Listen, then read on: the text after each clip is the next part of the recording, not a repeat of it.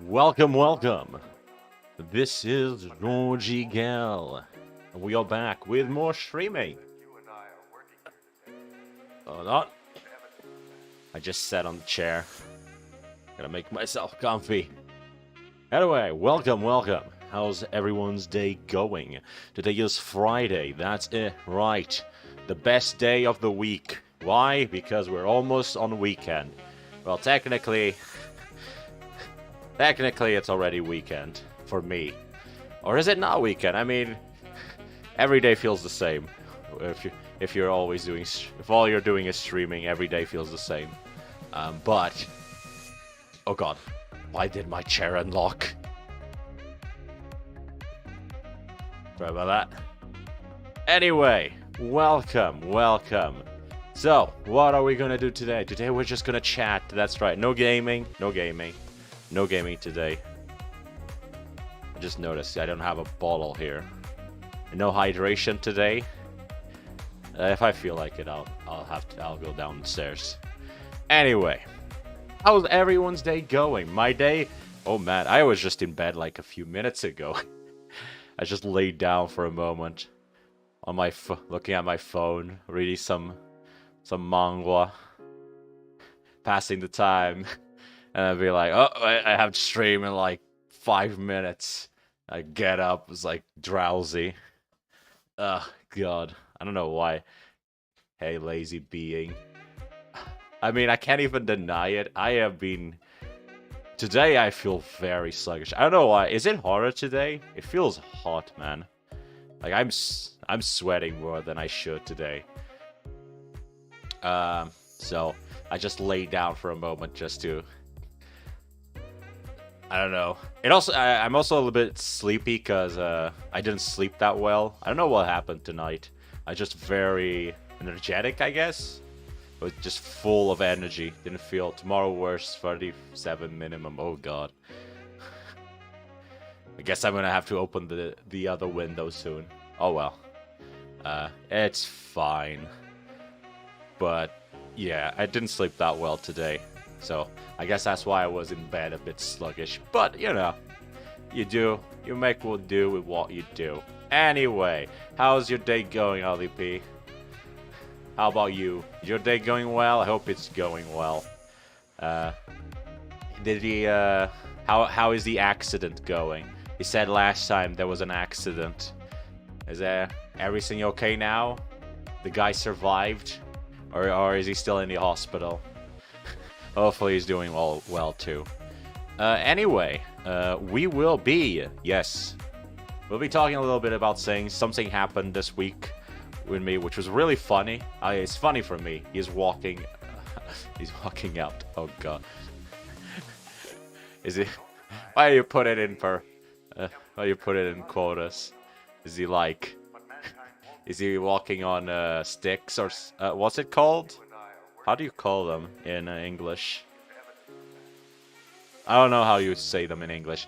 Anyway, so long as he's doing okay, that's good. You know, broken legs, yeah, pretty bad, but you know, you can fix that. You can fix straight stilts. Oh yeah, stilts. That's it. Also, hey there, Meradash. Welcome. It's been a while. Hope you're having a lovely Friday. We are back with crutches. Also that, yeah, crutches. Yeah, crutches. That's the one I hear the most. Crutches. You know, I hope he's doing well, at least. Broken leg. Yeah, it's bad, but could be worse, and you can always heal a broken leg. You can't heal a broken head. Yeah, it's medical sticks, not broken, but strained. Okay, that's even better, because strains, yeah, they're painful. Boy, are they painful, but, you know, that is fixable. Could be worse. So, what are we going to be doing today? Today we're just going to be talking. I had something happen to me. I mean, if you're on YouTube, you can see the title, and you already know what happened to me. But I'll be telling the story because it was kind of funny how it went. And we'll be talking about other stuff like what's been happening this week, what's going to happen next week. Also, we're going to have a collab this Sunday. Yes, it's been a while since we had a collab. But we're going to have a collab this Sunday with more ducks, Among Us ducks. What's it called? Goose duck, whatever it's called. So yeah, we're gonna have a collab on Sunday, which means Sunday is gonna be a shorter stream. Well, shorter.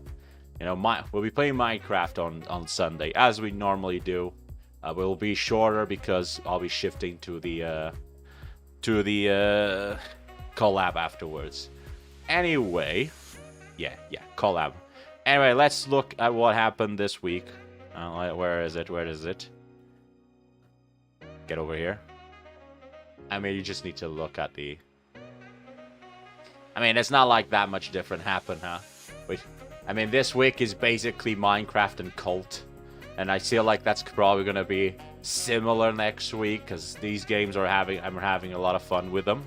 You know, Minecraft is amazing. I love it, as I always have. I'm probably going to rage quit if I die and lose my diamond pickaxe, but content. As for the Cult of the Lamb, I am loving it. I enjoy it. It ticks all the type of stuff that I like. I like the base micromanagement, and the hack and slash is good for my grinding spirit. Not too complex, just the right amount.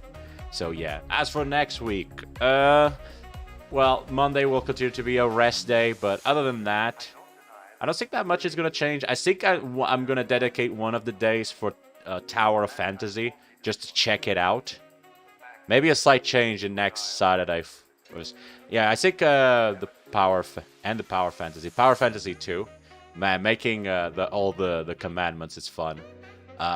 For the cult is funny.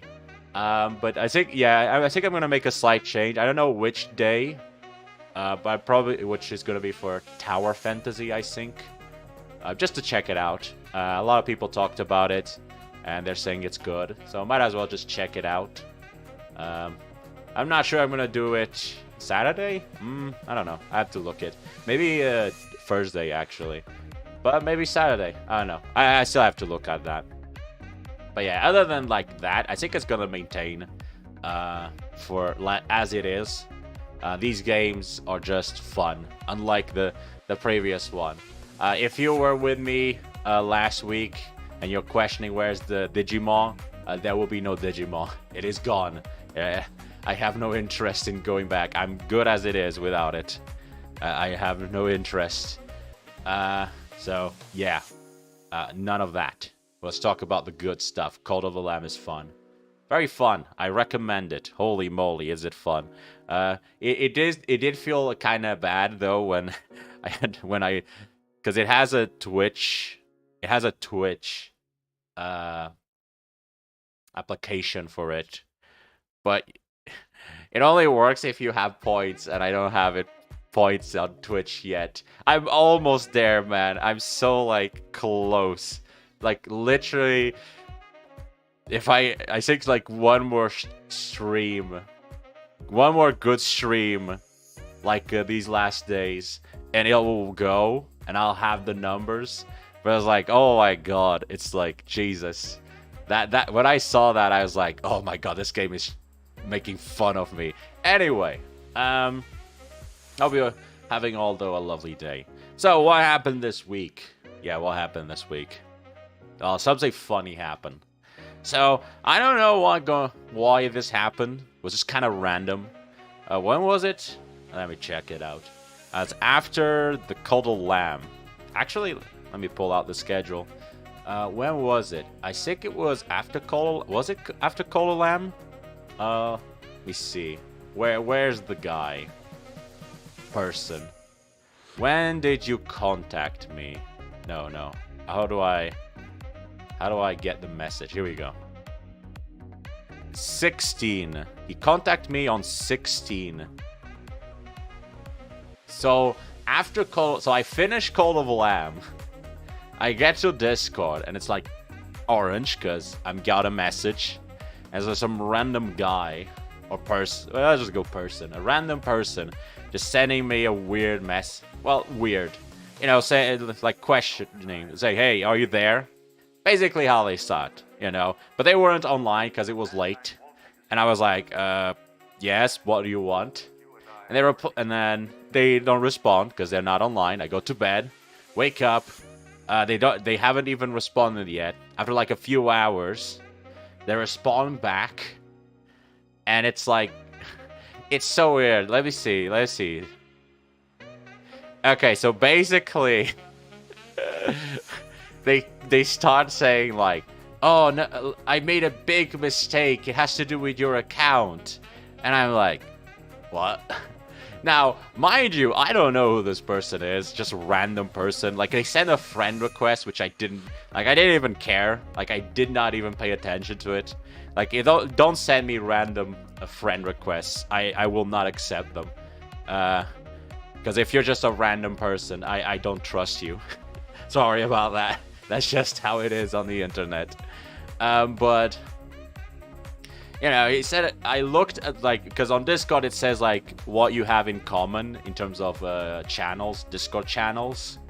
And the only thing we had in common was, like, this Discord channel that's, like, it was related with a gacha game that I used to play for, like, a year, like 2 years ago or something. And it wasn't even the Discord of that game. It was a related one. It was like an archive Discord with like a lot of CGs and pictures. Basically, where someone was archiving all the pictures of the game, because the game was very spicy. Very spicy game. Google approved it though, so no. Very which game? I don't remember the name. Let me think. Demon Lord Waifu? Was that it? Like, if you were on YouTube, you know the ad. It's the super lewd ad that was like everywhere on YouTube. Like I think a year ago. I think it was Demon Isekai Waifu. Was that it? Actually, I can search that.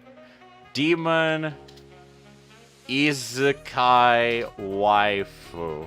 Yeah, I think it's this one.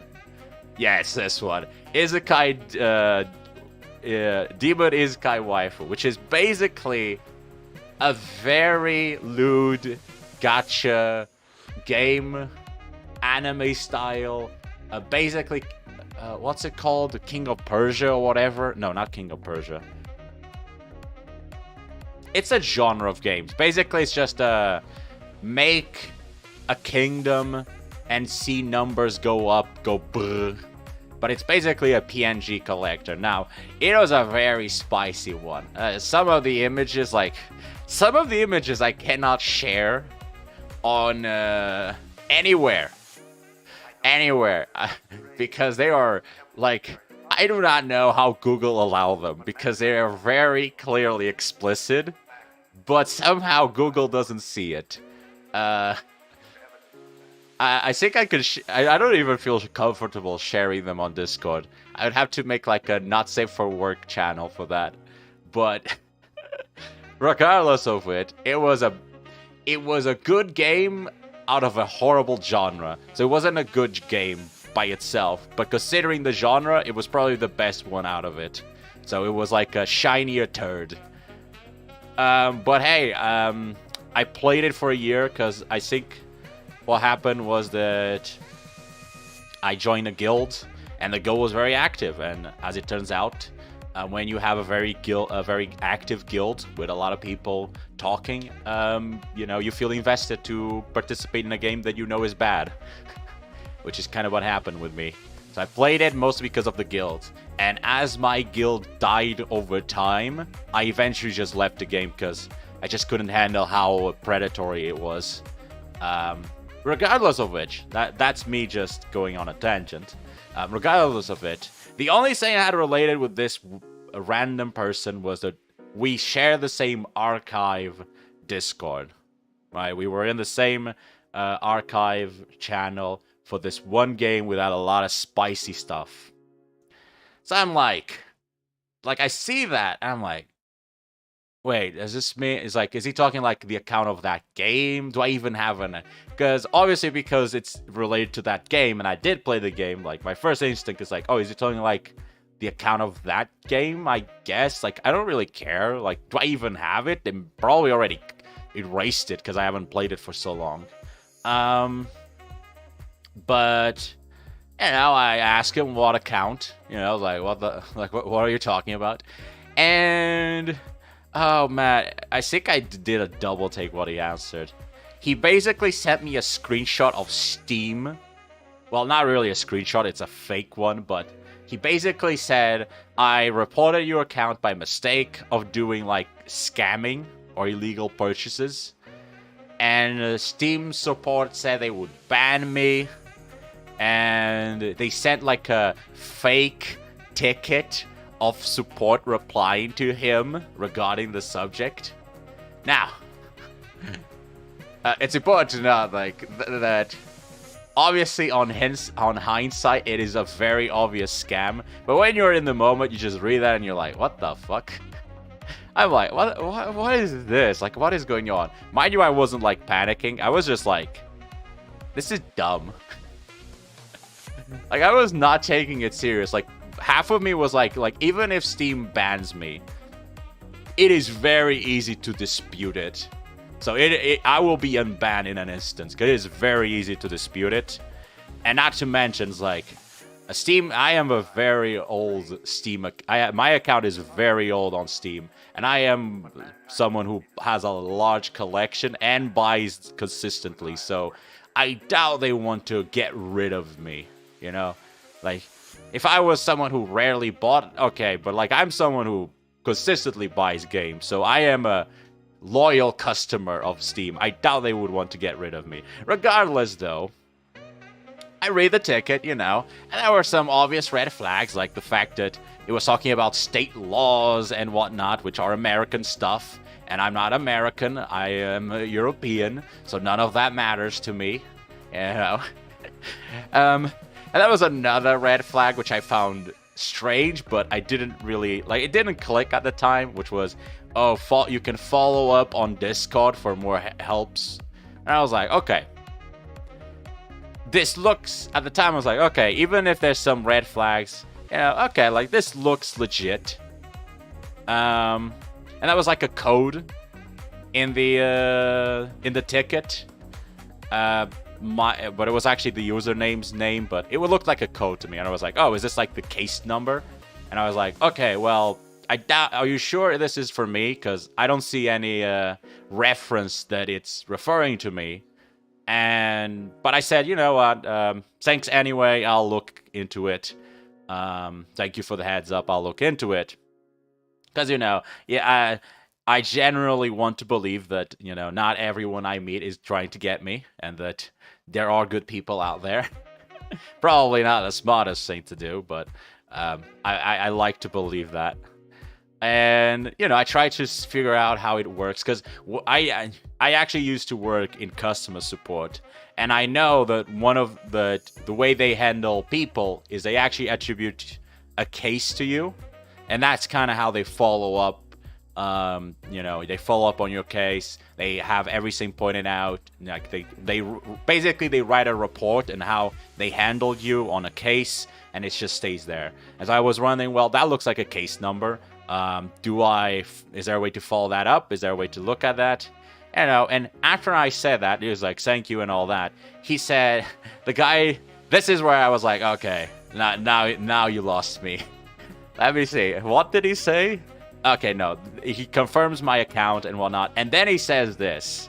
I'm gonna read this. So you peeps can hear the absurdity. That's why I message you right away, because you still have time to prove that you're innocent before you get banned. And then I continue, just please add the Steam moderator named Solo now and tell him that the report was a mistake. Now, the second part is also kind of weird. It's like, add this Steam moderator. It's like, why would I have to add a Steam moderator to talk with a Steam moderator? That makes zero sense. That goes, you know, that it doesn't even work for support. But it's the, you have to prove that you're innocent. I'm like, excuse me, what? I don't know in which country you live in, you know, what tyranny you live under with, but that's not how it works over here. I have to prove my innocence nowhere. They have to prove my guilt, or they get sued. Because, at least here, in European Union, there are extreme... Like, there's a reason why some games do not come to Europe. Because there's a lot of restrictions on games. So, that was like a flag, and I was like, okay, this is like, nah. Now, I could have just, like, blocked the guy there and just be done with it. But, you know, there's something that I learned with time, which is, you never want to be that one person that's like, oh, this is a clear scam. And then next day, you're banned and you're like, maybe I should have listened to the guy. So I was like 99% sure it was a scam. But there was a tiny bit that was like, I didn't want to be like next day and be like, oh damn, it was true and I'm banned. So I basically looked up for like the Steam of the Discord Steam server. They're not really they had like a support page there. It's not actually the support page. It's just no, they're not affiliated with Steam. They're just like a community of Steam users, and they help each other out. I went in there, posted the picture, and asked, you know, guys, I'm almost certain this is a scam, but I need a second opinion just to be sure. And they're like, this is a scam. And yeah, apparently this is a new thing, because I was looking up, and apparently a few people have fallen for it. Apparently they actually contact you through Steam itself sometimes, which was interesting. I didn't know that. I mean, I found it weird that they did it from Discord, but just so you know, if you get something similar for Steam, it's probably also a scam. So, but yeah, like, I was just, man, this is, anyway, the guy's blocked, and I already reported him. This was like a lost cause to me.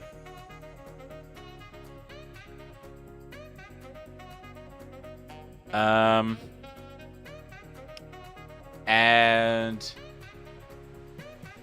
yeah, that's basically what happened to like this week. It's kind of funny, but it was also kind of interesting to see how, like, I always ask like who falls for these, and I still ask like who falls for these. I don't understand some of these scams, how they work. You have to be really gullible to fall for them, at least in my opinion.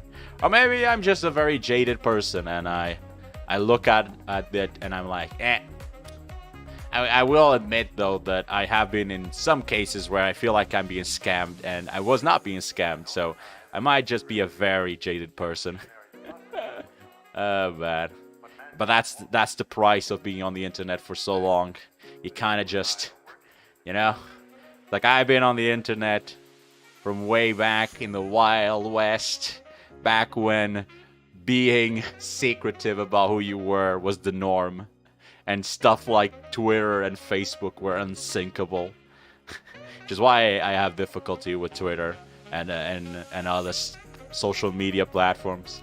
I don't get it why why people share so much, but you know, it is what it is. People will do what people like, and you know, internet is, I won't even like, it's difficult to say, is the internet safer nowadays than when it was back then? I don't know. I guess there's just I guess it's the same, there's just more people in it, so you don't notice it, and it's actually just the same. Whatever. But the case did remind me, at least, of how support actually works, because since I worked in customer support, it reminded me of a lot of stuff that sometimes happens, because it's not as it's not, at least where I worked, it's not as one-to-one as everyone says, like, oh, if they contact you through this way, it's a scam. It's actually not like that one-to-one. Like, if they are doing it, you probably should take it as a scam and just stop the conversation and try again a different support. But sometimes it's not as one-to-one. There's a lot of scummy stuff that happens behind doors in support, I can attest to that. And I can't even say that I'm not guilty of some of them. I mean, and I don't mean like doing scams. I mean like doing stuff that you shouldn't do because it's easier, and that way it's fixed. Because some problems are not even the system itself, it's the people that don't know how to make it work. And sometimes it was just better to just do it for them. So, because God. But yeah, so it's like it all comes down to context. So yeah, there you go. There's my story. That's my story of the week, of what was on. What is this?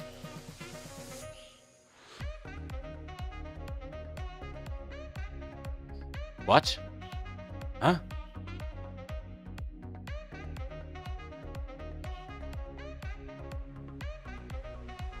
Draw for huh? What is Phantom doing? What? Draw 4 cards in a card game while being attacked by a known creature. What? Phantom, what are you writing on Discord? Are you even here, Phantom? God. Anyway. Oh God. My nose is not working as it should.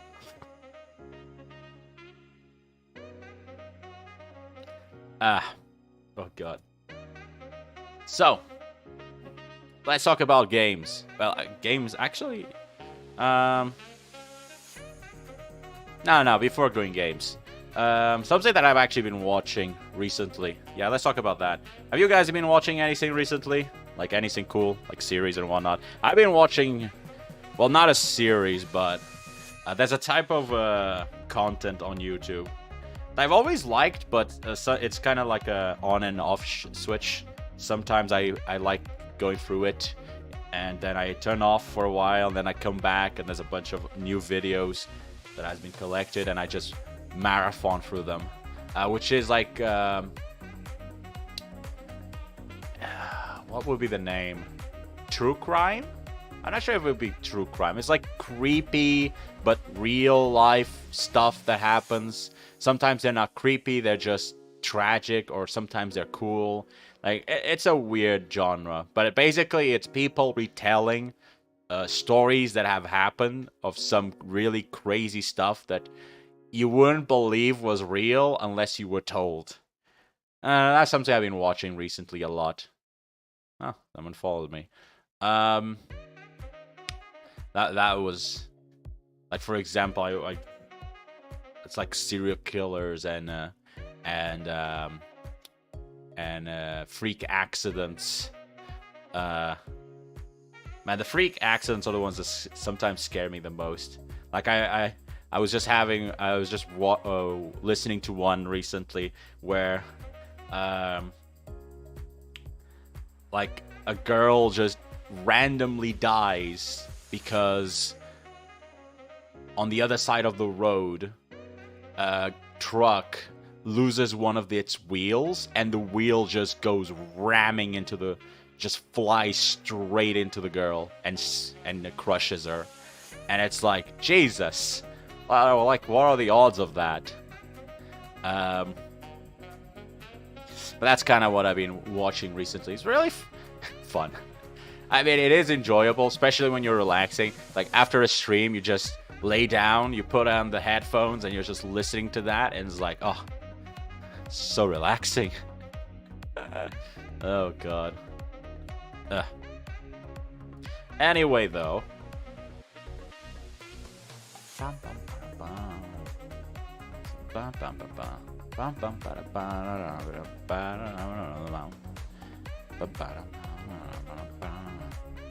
Okay. Outside of that, aside from like more Lord of the Rings, I haven't actually been paying attention that much. I think finally, like, it's starting to die down, the whole backlash that was happening against Lord of the Rings. I don't actually have that much problem with what's going to happen. I mean, I know how to separate works That's just how it goes. I mean, I am used to anime, which is probably why I'm not as pissed about the new show as many are. Because, you know, if you're in the anime, if you're like in the anime, manga, visual novel, like industry, well, not industry, but like if you're like aware of it, you're kind of used to having like sometimes you have bad seasons, sometimes you have bad adaptations. There's really not much you can do about it, so you get used to it. And that's kind of what I'm looking at this Lord of Rings. It's like, yeah, it's gonna be bad, probably, but I mean, what can you do? And is it really gonna destroy your experience of the books and the movies? Probably not. I mean, it's probably just gonna be this black hole that you're gonna forget in like a year or two. And when the next season comes out, you're not even gonna be aware that it's out because no one cares about it. I mean, if it goes bad. I mean, but so far, the advertisement for it has kind of been a disaster. They don't really know how to advertise it. But, you know, I wouldn't... That's also kind of... I mean, hey, money is money. And they're going to make a lot of money on that first season. But that's fine because, you know, that will give them a false confidence for the second season where they're going to fail, which is usually how they work. They succeed the first season because everyone wants to see the train wreck. And once they've seen the train wreck, they don't want the second season. That's just how it works. Aside from that, though, The Legend of the Lord of the Rings. I see some stuff about She-Hulk. There's also another series coming out, but I haven't really been paying that much attention. I mean, I'm not that interested in Marvel. Like, Marvel for me ended with Endgame. After that, I just... Everything after that just kind of a blur. I don't really pay attention.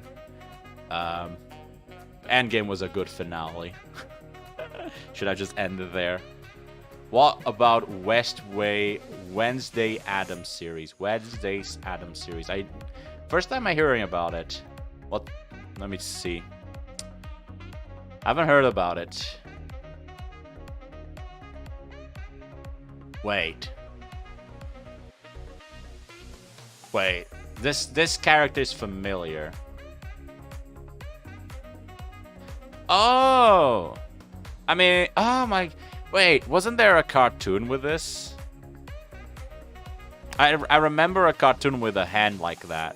I don't deny there's some strange evolutionary process going on. Yes. Oh! Won't be destroyed. I didn't even know there was a series. That you and I are working here today is evidence of that. Is it coming out or has it come out already?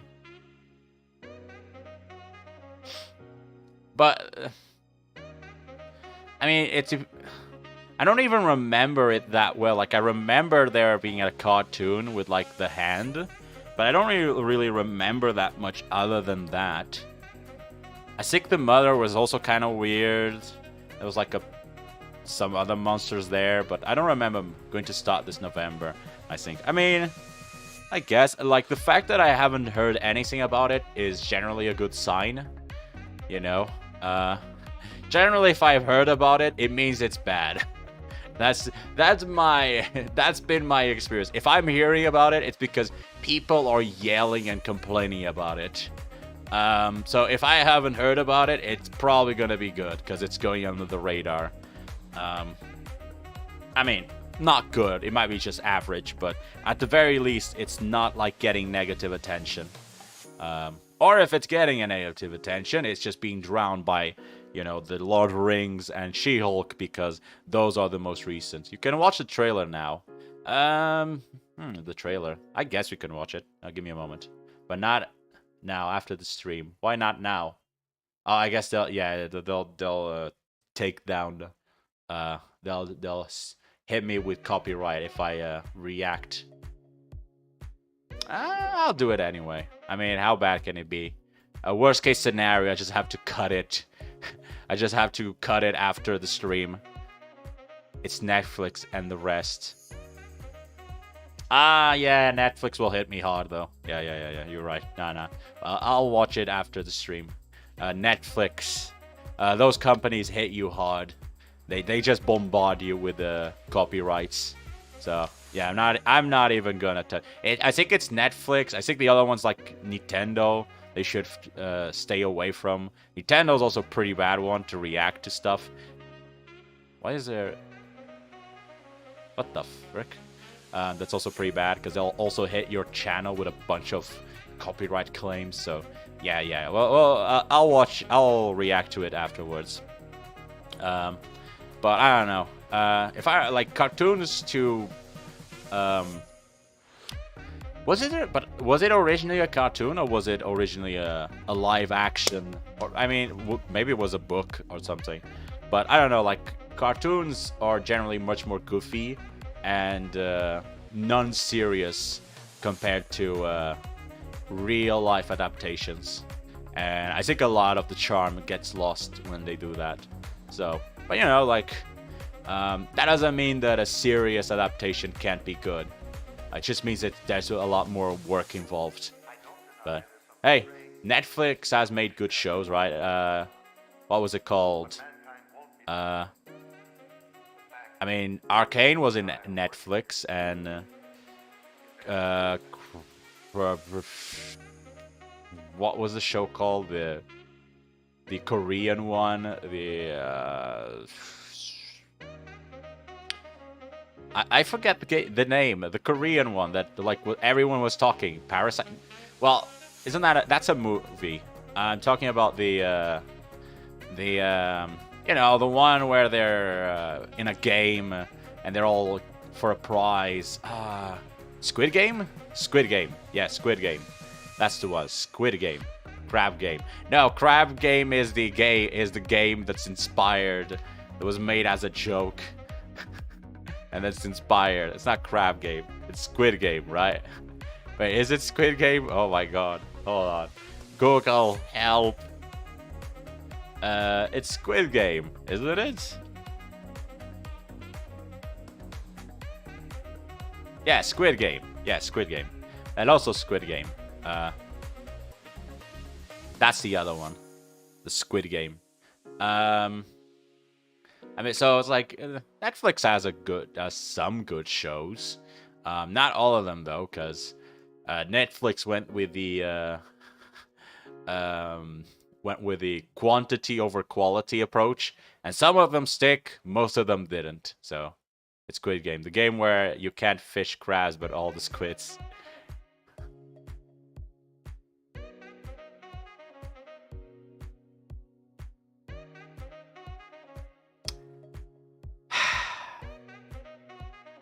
Do you want...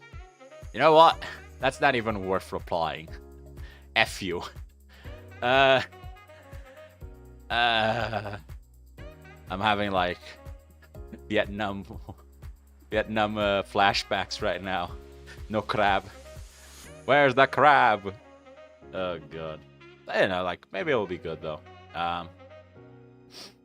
So I mean, so far there's no bad publicity, so but maybe that's because they're being drowned by Lord of the Rings and She-Hulk, which might be good for them. You know, sometimes it's good to be buried under the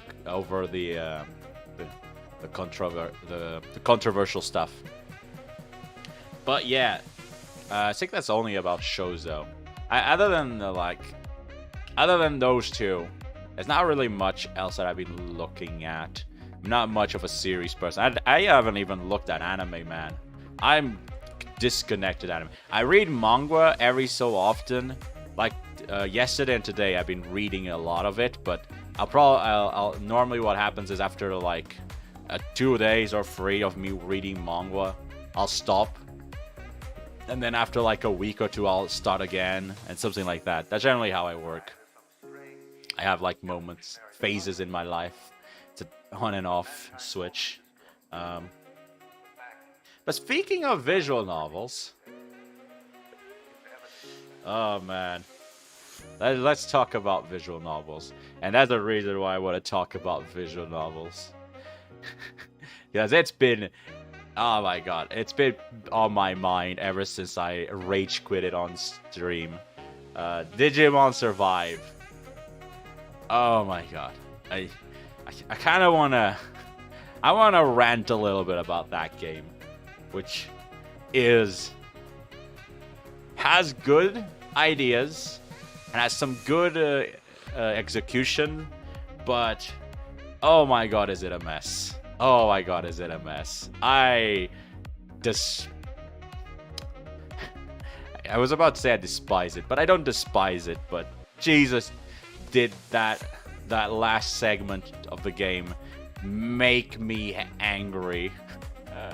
Oh my god, how do they screw up a visual novel that much? I mean, I know why. I doubt they ever did it with the visual novel aspect.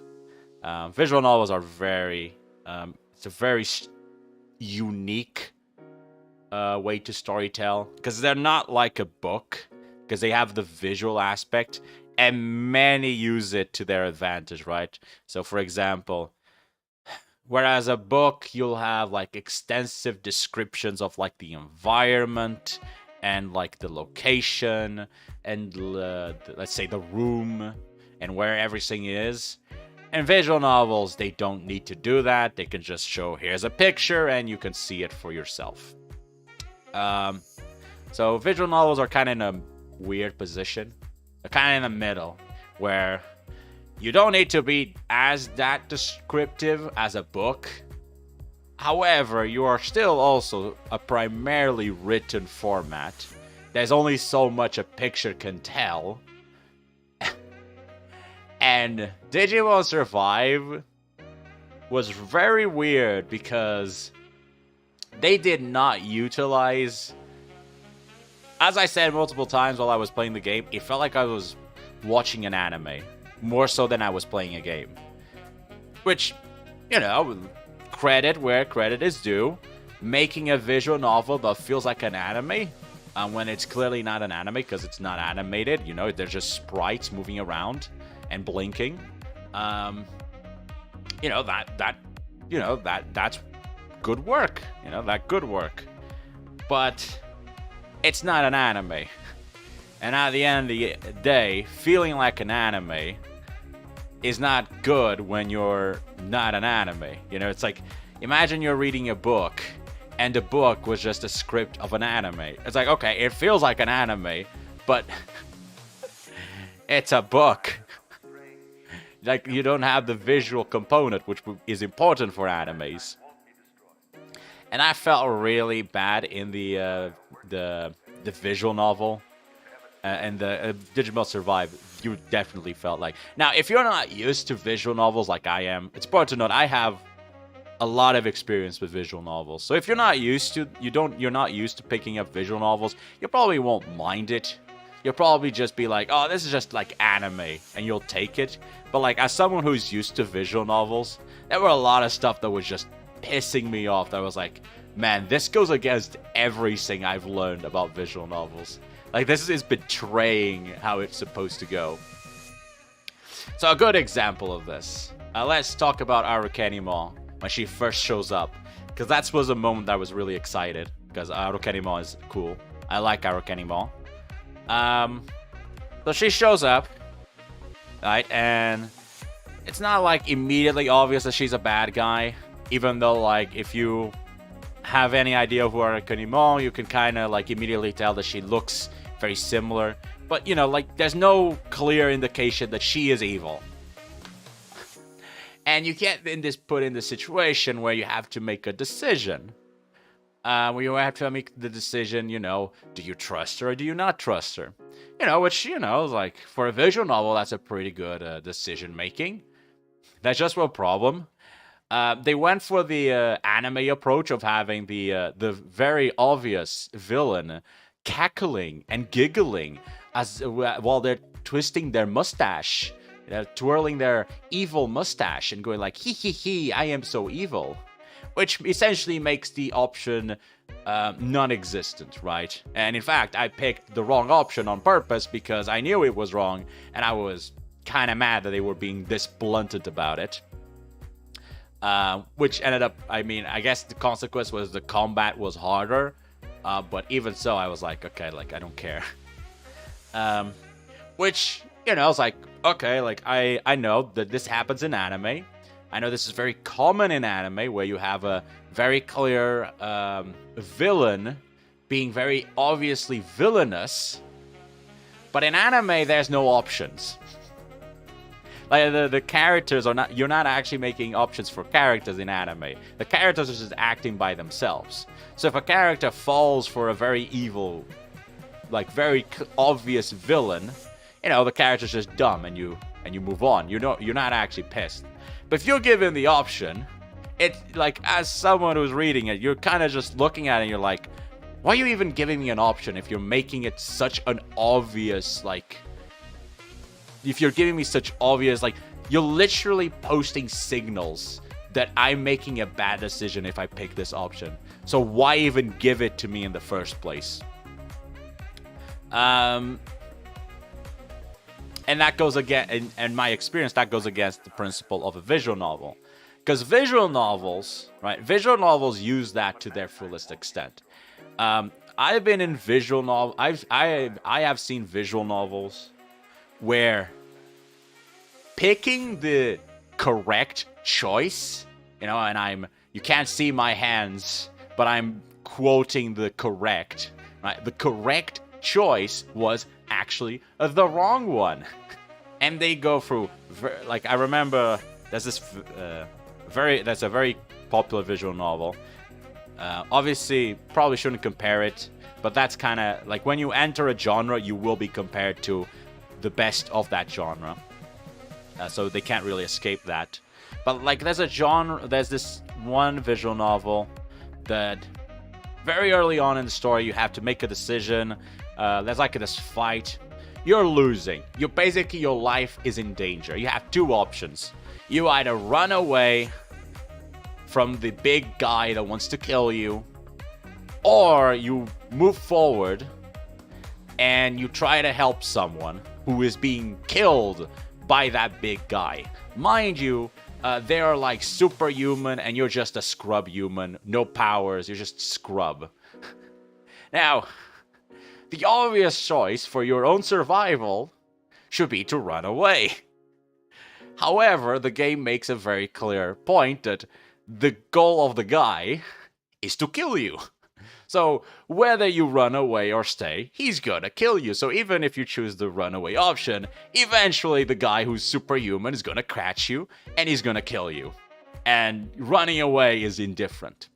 So what's the actual option? So the wrong option, which would be to run towards the guy, ends up being the correct one, because the person that the guy is trying to kill is trying to protect you. And so if you try and save the person that's trying to protect you, the person can protect you. And so the wrong option ends up being the correct option in that. And that game has a lot of situations like that.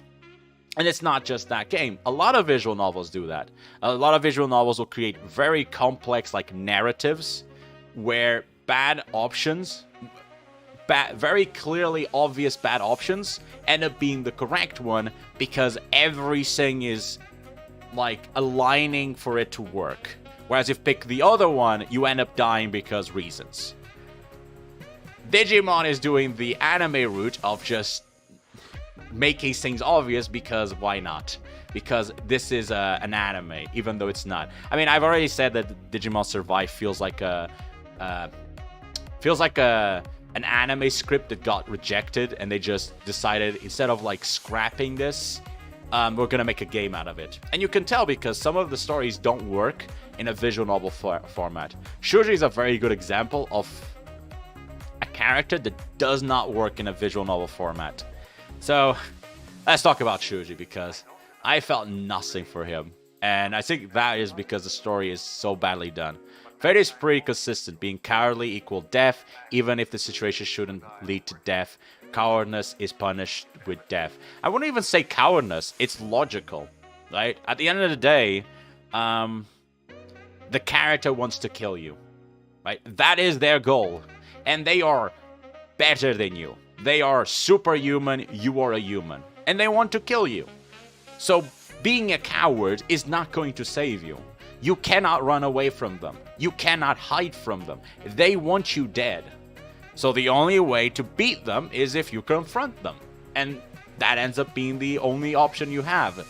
It's not even about coward or being brave. It actually ends up being the logical. It's just that, like, it's not an obvious logic because, you know, as it in real life, if you're in a difficult situation, running away generally is the option, right? If you, like, if a robber, if someone like wants to beat you up, running away is actually pretty good. Unless they have a gun, then probably not a good idea. But like, if it's just, you know, a fight, running away is a pretty good way to solve it. You know, it's easier to run away from someone than to confront them. But in it, you also don't generally.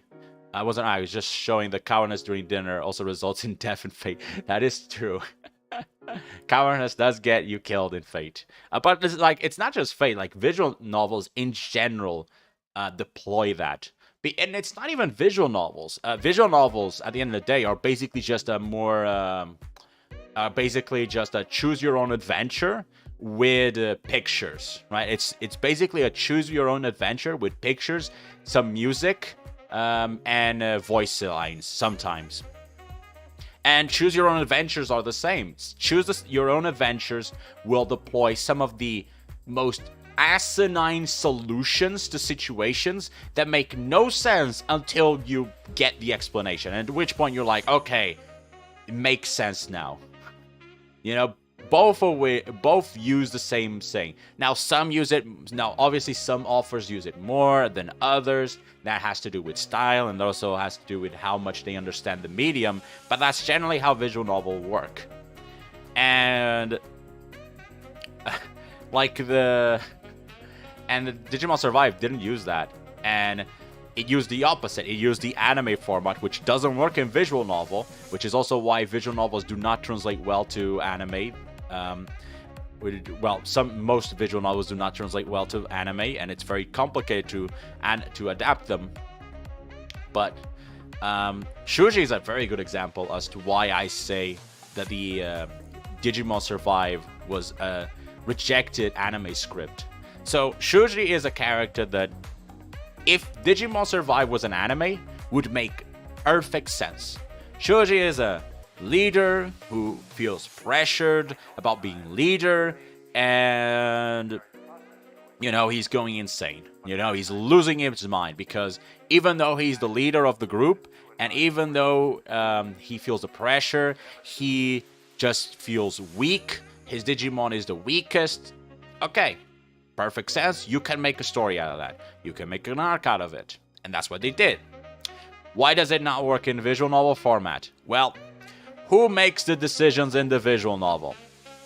The main character, Takuma. Okay. Who leads the group? The main character, Takuma. Okay.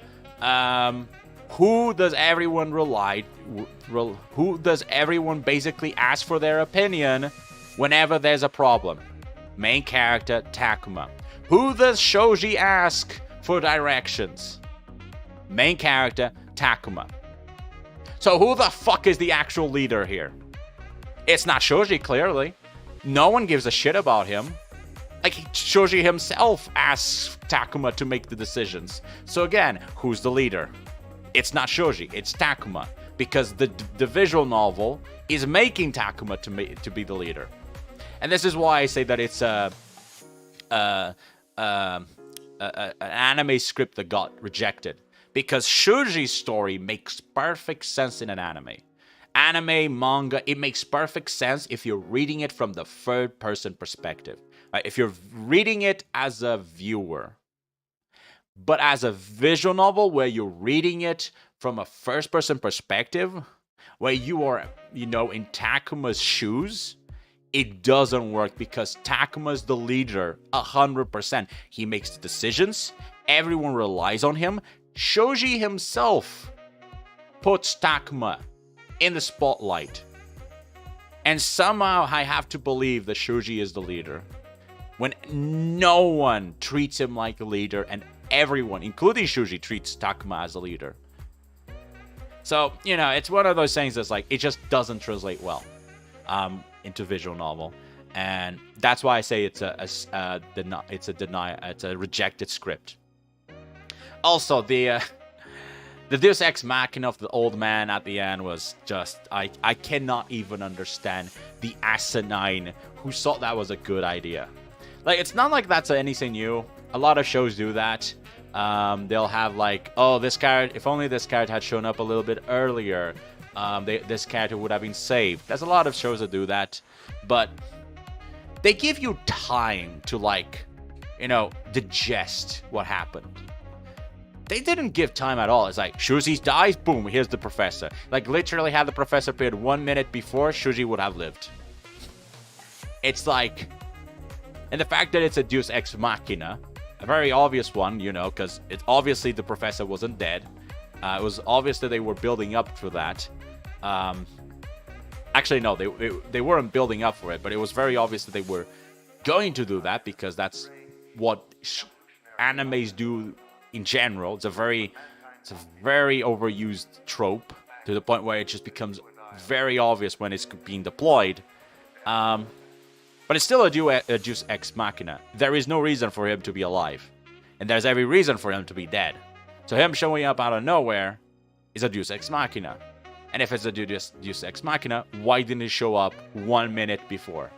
Oh, because that wouldn't be relevant to get Shuji killed. Okay. Harukenimon, why did you not sacrifice the kids? Why did you put everyone asleep and then meticulously separate them all one by one, when they were all asleep and easy to be sacrificed? Oh, because then we couldn't have Shuji going bananas. Like, even as a story, right? Even if that was like a story, it'd be one you'd be scratching your head. It'd be like, why are Arikamion even doing this? Like, they're all asleep. Just take them. They're literally... You could literally just kill them all. And no. Must make Shuji go insane because drama. You know, like... the same with Rio. It's like, Arukenimon could have just sacrificed him on the spot, but for the sake of drama, nah, I don't want you. And then she gets berated for it. It's like, wow. They're not even trying to hide that she effed up. It's like, okay. There's some very clear problems with that game. And, well, that story. And let's not even talk about the actual gameplay, which is a atrocious mess, to say the least. Man, is it bad. I played a lot of games like that. I mean, I recently played Symphony of War, and Symphony of War is not like amazing in terms of gameplay. It's good, but you know, it does have its flaws, and its main flaw is that it's a very slow game. It's, you know, because they overflow the board with enemies, combat takes a lot of time because the enemy has like to move. The enemy's turn is basically them moving like 30 different units, and that takes way too long. But in Digimon Survive's case, it's not that there's too many enemies, it's that the turns are slow because everything's slow. And then, I don't know why, but the maps are huge, and everyone's just separated by like 2 kilometers. Like, you have to waste 2 turns just to get to your enemy, and the turns are slow by themselves because you have to move every single individual Digimon, which it's not even like, it's not easy to move because you have to click on the move button and then have to choose where they have to move instead of just intuitively just picking where they move. Very they should have just removed that entire gameplay and just made a visual novel, actual visual novel. Not what they had, which was a rejected script, and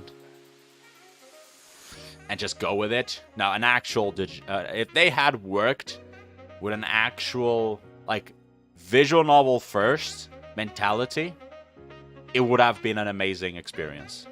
Like, I just think about it, like, put in, like, remove the entire, like, they could have just They could have they could have like saved God knows how many dollars, how many millions of well, not millions, like thousands of dollars in the gameplay aspect.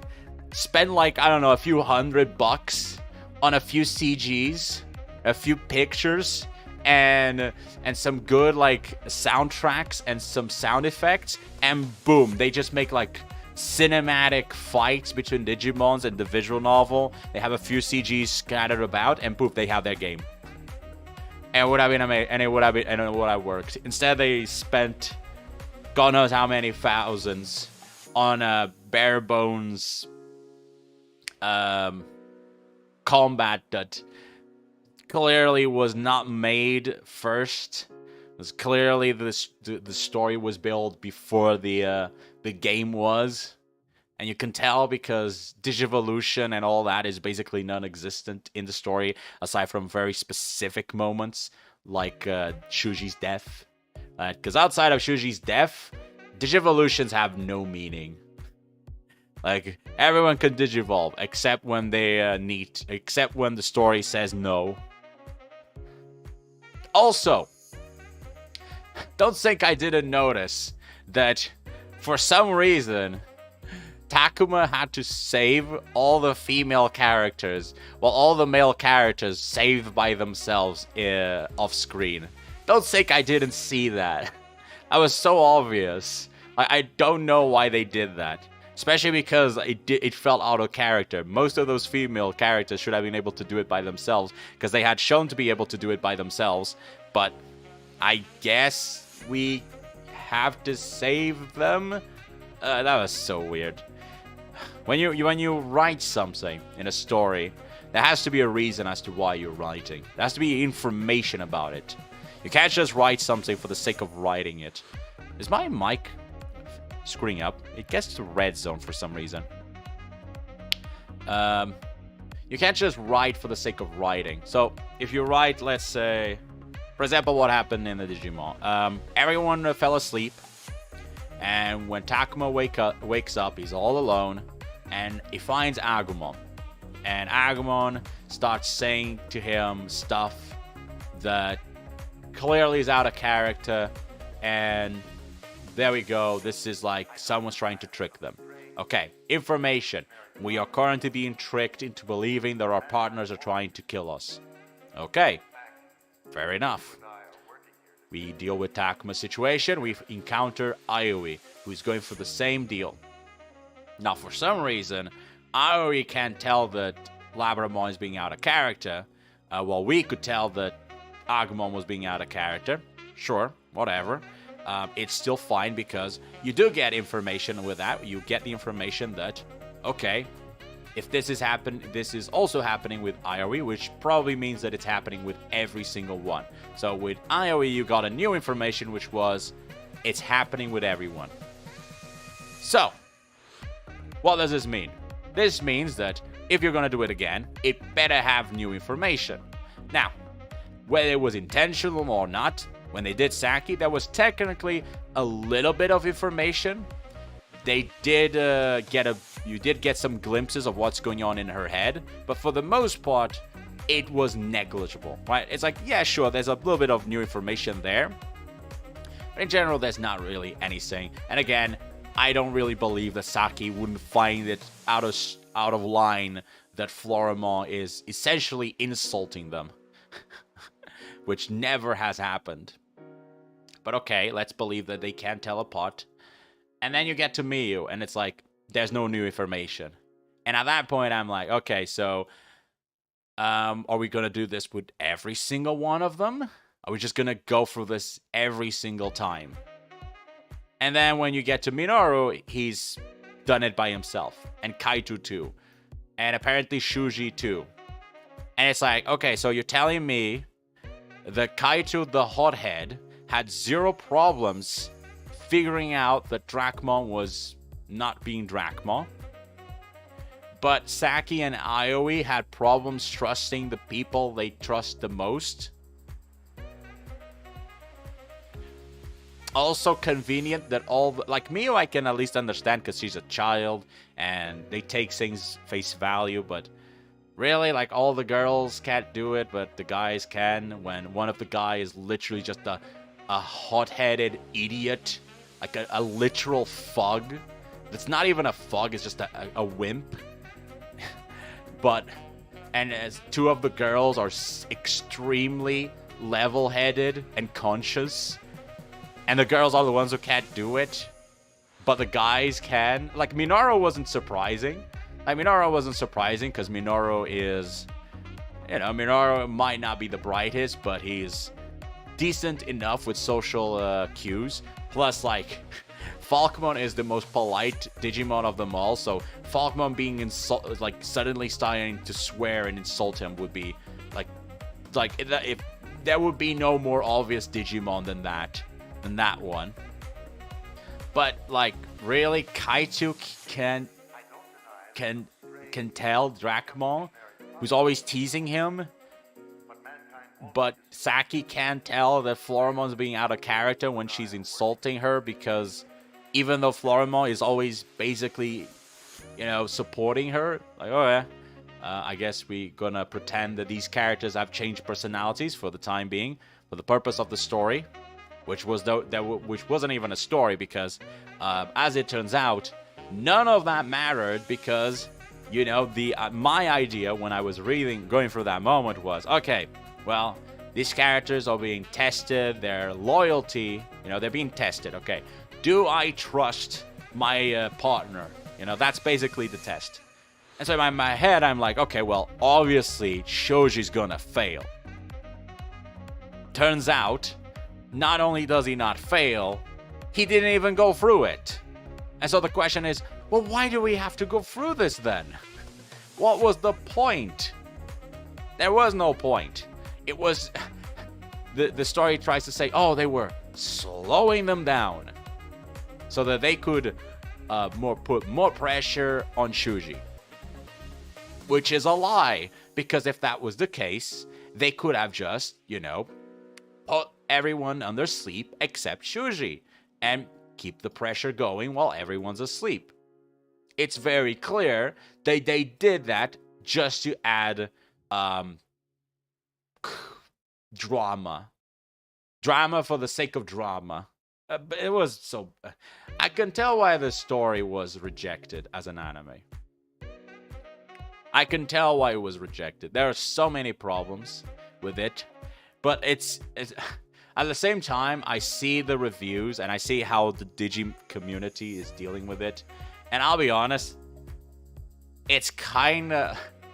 There was a time where the Fate community was the same. Like, anything that was Fate that came out, we would just eat it. We didn't care how bad it was. We would just eat it. We were that desperate.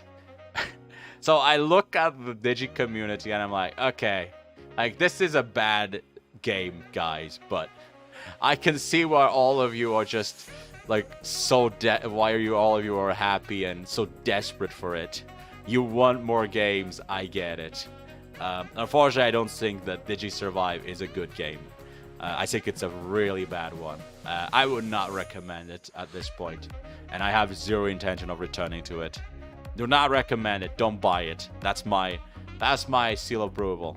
It's bad. It's really bad. And hey, maybe it gets better. Maybe it gets better. But you know what? Just like with many mangas, like with many animes, like with many series and movies out there, if there's a really bad moment, and I don't mean bad as in it's negative or whatever, I mean bad as in it is trash, then it doesn't matter the rest. It's trash, it's trash. You turn off, you turn around, and you move away. It doesn't matter if it turns into a diamond afterwards. There's a moment where it's trash, it's like, peace. The only exceptions, like in the beginning, I always give like okay, well, I'll give you a head start. I'll allow like 3 episodes of trash to kind of evaluate. But if after that you're still trash, then no. And I'll actually say, like, the beginning's not too bad, except for, like, the translation, which is horrible. But chapter 5 is just... Oh, whoever wrote that does not know how to write. It's, whew, whew. But yeah, there you go. That's my rant. I needed that. I needed to get that out of the system. I needed to get that out of the system because, oh my god, was that a... That game drove me insane. That was driving me insane. I couldn't handle it. Oh my god. Ugh. Jesus. Which is sad because I played the Cyber Slew, and that was a good game. Cyber Slew was a good game. Even though the story was kind of, you know, all over the place. At least it was a fun game. Digimon Survive was the opposite. And here's a saying. I always say this if you're writing a story. The most important component of any story is the characters. Because if you look at a story like a structure, right? If you imagine a story like a structure, then the characters are like the pillars of the house. They're like the main pillars. They're what keeping the house from collapsing. And the plot is the ceiling. Now, imagine you have an amazing plot, like a golden ceiling, but you have like you have the worst pillars possible, the worst characters possible. Well, what's gonna happen is the pillars that are bad are gonna collapse, and the ceiling, the amazing ceiling you had, is gonna come crashing down and join the trash. On the other hand, if you have, let's say, a really bad plot, a really bad ceiling, but amazing pillars, hey, yes, sections of that plot will collapse. They will fall and become trash. But you know what's not gonna fall? Those pillars. And the few ceilings that are like underneath those pillars, they're not gonna fall either. And yes, there's gonna be a lot of problems, there's gonna be a lot of criticism, but at least you got those shiny pillars standing their ground. And here's the saying, how many bad shows that people love just because they have good characters? God, there's so many. There's so many bad shows that are only standing because they are being carried by giants, by amazing actors, by amazing characters that were written well. So, you know, the characters of Digimon Survive are unfortunately not good. You know, they're just not good. They're being thrown around like they're nothing. Hey there, Asterisk. Sorry about that. Sorry about the slow reply. I did see you, but I was in a train. I was in a moment, so I couldn't stop. But what about scam? Missed it, but I'll say it again. But this will be a more summarized version though, because I already talked about it. But basically, someone tried to scam me about Steam. About Steam wanted. Basically, someone was like, "Hey, dude, I accidentally reported you to Steam as being like a scammer, and they said they were gonna ban you. I'm sorry about that. Just wanted to tell you." And I'm like, "Okay, well, what?" Yeah, I'm just confused. I'm like, "What?" And they send me like this fake picture of like a Steam reply that looks very professional but has very clear red signs.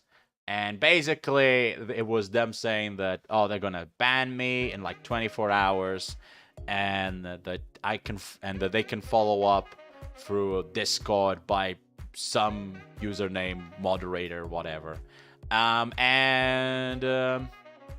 You know, that was very clearly red signs. But you know, I was like, I worked in customer support, so I know how to move around. I know how to get information. I know how to research. So, you know, I was like, well, is that really for me? Because I don't see any names saying that it's for me, but Anyway, thanks for the warning. I'll check up on it. And then they like sent me like a few more pictures of like, is this your account? I'm like, yeah.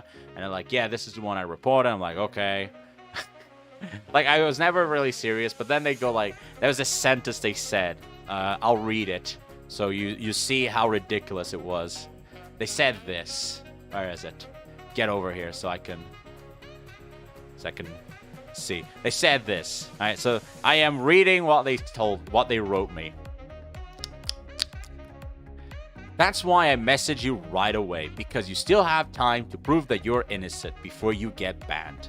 Please add the Steam moderator named Solo now and tell him that the report was a mistake.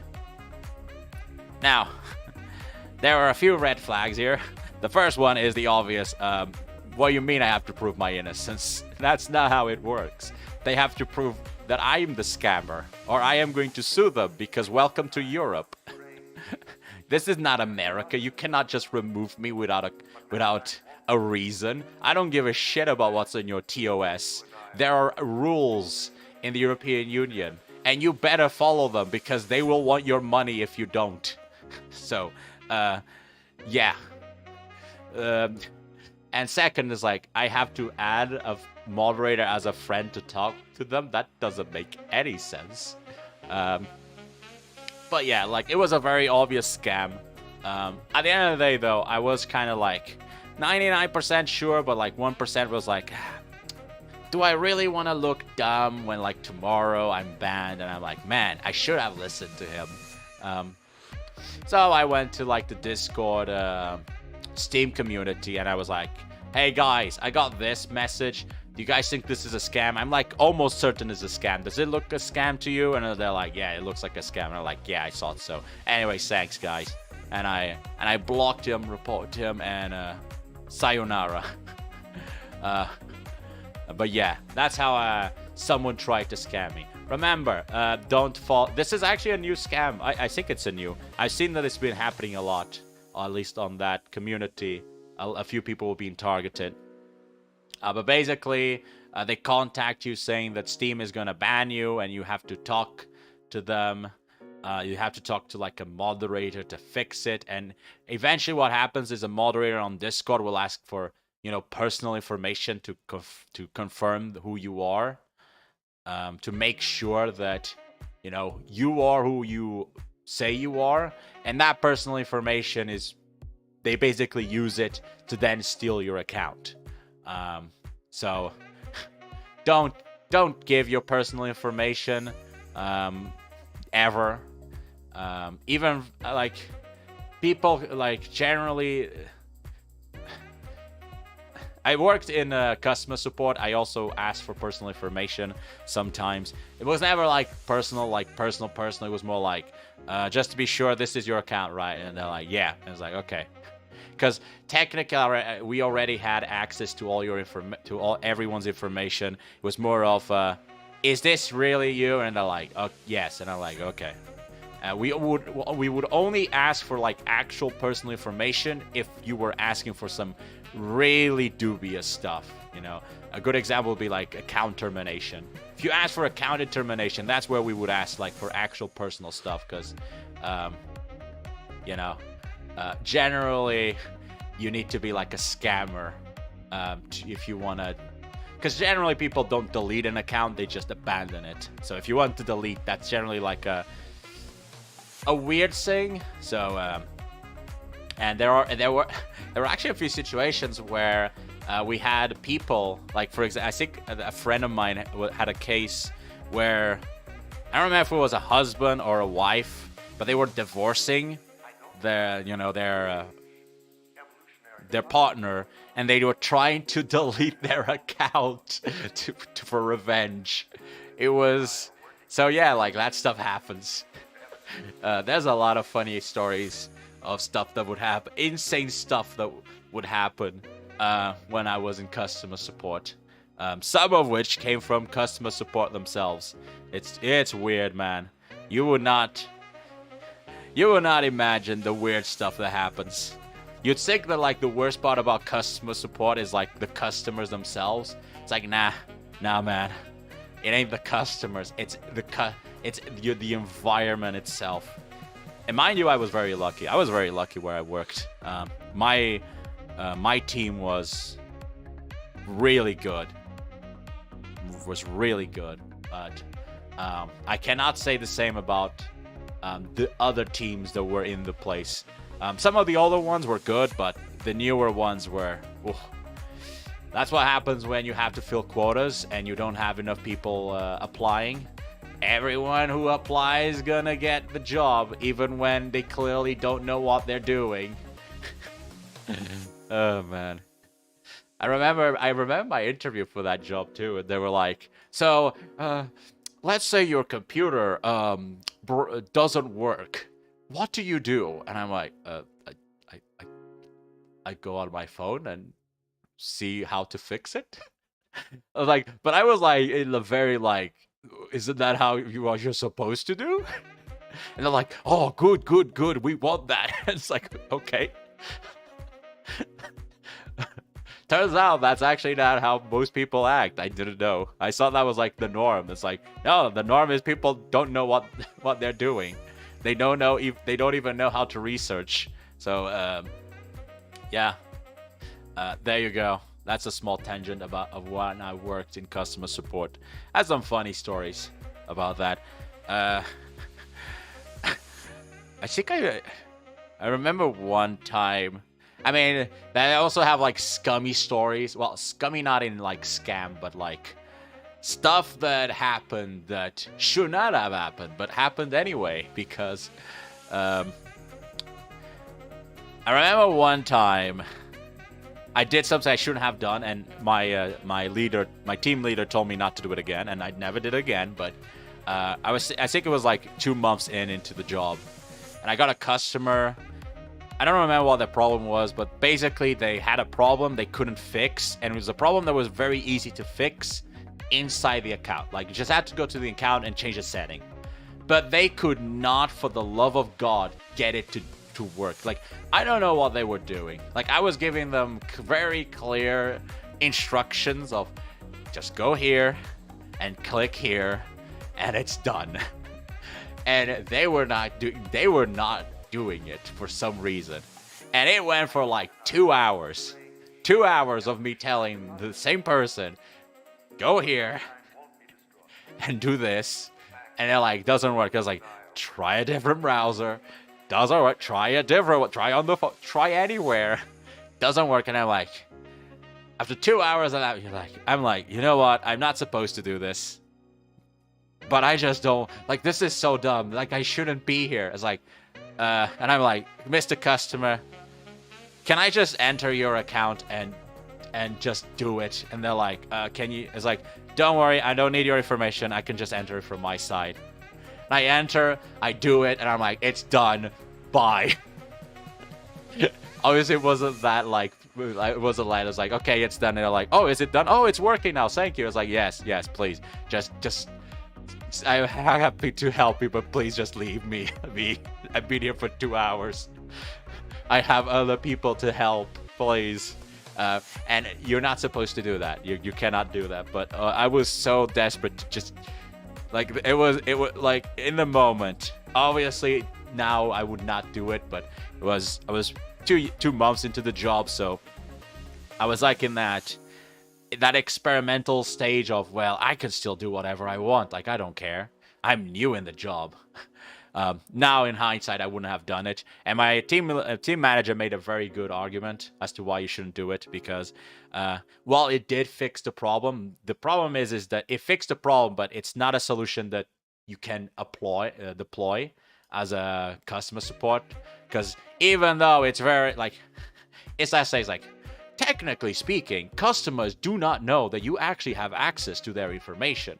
When in reality, you do have access to a lot of it. You don't have access to, like, the most important stuff, which is, like, for example, bank details and whatnot. You don't have access to that because you need to go through, because that's only for, like, higher ups. You know, that's only, like, if something's really bad, you have to, like, resend it to like the engineers. That's what we would call them, the engineers, and they would handle that situation. We would just have the the bare minimal information. But you weren't supposed to do that. And the reason why is because, well, for example, let's say the customer had the same exact problem, and then they show up. Also, Leo, did I say hello to you, Leo? I hope I did. I just remembered that I might have not said hello. I hope I did. It would be kind of bad if I didn't. It's not that I just noticed you now. I hope I said hello at least. I hope you didn't. Oh god, I didn't. Leo, please. I'm sorry. I don't know why, but in my mind I said hello, but now I was like, wait, did I actually say hello? Please, Leo, I wasn't ignoring you on purpose. It was just a mistake. I swear. I'm not like this.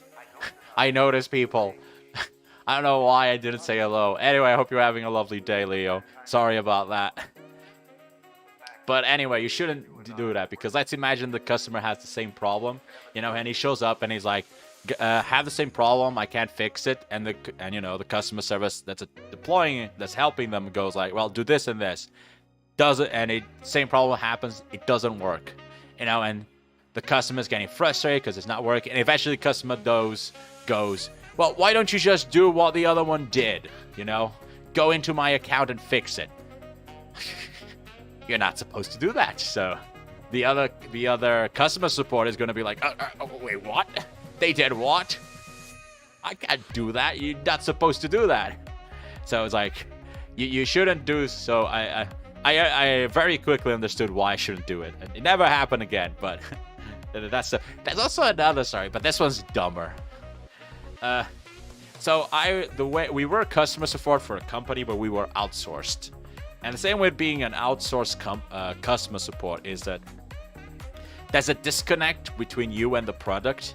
Now, we still had access to the product. We had free access to the product, so we could test out and see how it works and whatnot, you know, like you would expect customer support would have. So many times when customers would bring out problems of, you know, this isn't working as intended, this isn't working that, we would be entering our own accounts and be, you know, testing out. We'd be like, okay, could you just tell me what you did so that I can also apply that on my account and see what happens, and, you know, so that I get a clear view of what happened, you know, and they give the steps and we follow them, it happens, and we're like, okay, I can see what's going on, I'll report it, we'll try to fix it, something like that, you know. But there was one part that we didn't have access, and that was the mobile app, because the mobile app had different features from the web browser, because the web browser was more for the account. Well, I can't specifically say, I don't think I can specifically say what it was for, but basically there were different features because the mobile had a different plan, right? It was for different things. And we didn't actually have access to a mobile, like we had like a mobile emulator, but it didn't work half the time.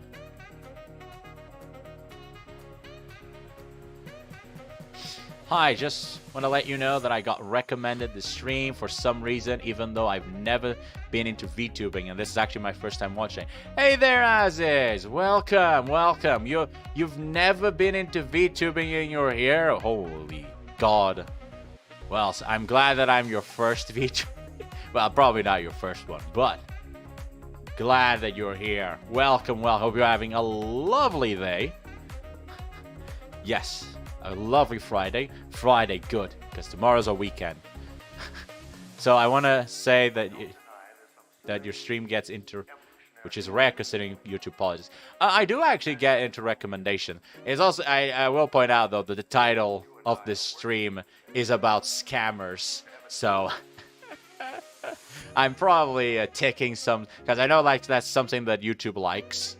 Talking about, there's a lot of and that's probably why, but yeah, like I know that like my YouTube channel is doing fine, it is growing, which I am happy about that, but yeah, I do know they changed a few politics, but I'm happy that at least it's doing fine. It is growing, which is what I want. We'll get there eventually, slowly and steadily. I know I have things to change in the channel to make it better, but yeah, I'm also very happy that it is at least growing, which is always what I want. I mean, it's cool. Keep it up. Just give me a nice evening. Hope you all too. Yes, that was actually very nice. Thank you very much, Aziz. I hope you also have a very good evening. I forgot what I was talking about. That was such a nice moment that I forgot what I was talking about. I was talking about the features. Anyway, short story. There were different features between the apps, and we didn't have access to the mobile app. So very early on, when I was working, when I was being taught, like, here's how the app works, here's what the app does, here's what it doesn't do, we were told specifically, this app doesn't have feature X. And like in the first month of my job, customer shows up and it's like, feature X doesn't work. You know what I told them? Sir, the app doesn't have feature X. Now, I didn't immediately tell them that. I first went in to ask, my seniors and was like, hey, does the app have this feature? And they were like, no, it doesn't. And I was like, okay. Customer, you're wrong. It doesn't have this feature. It didn't go well, as you can expect. But at the end of the day, the customer just left because I kept saying, like, the feature didn't exist. And everyone was telling me the feature didn't exist. 6 months pass. New customer shows up. Mind you, 6 months pass. I'm still like I'm no longer a newbie. I'm pretty at this point, like, I'm pretty like into the zone, right?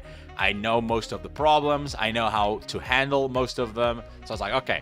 New customer shows up, they talk about that feature again. I'm like,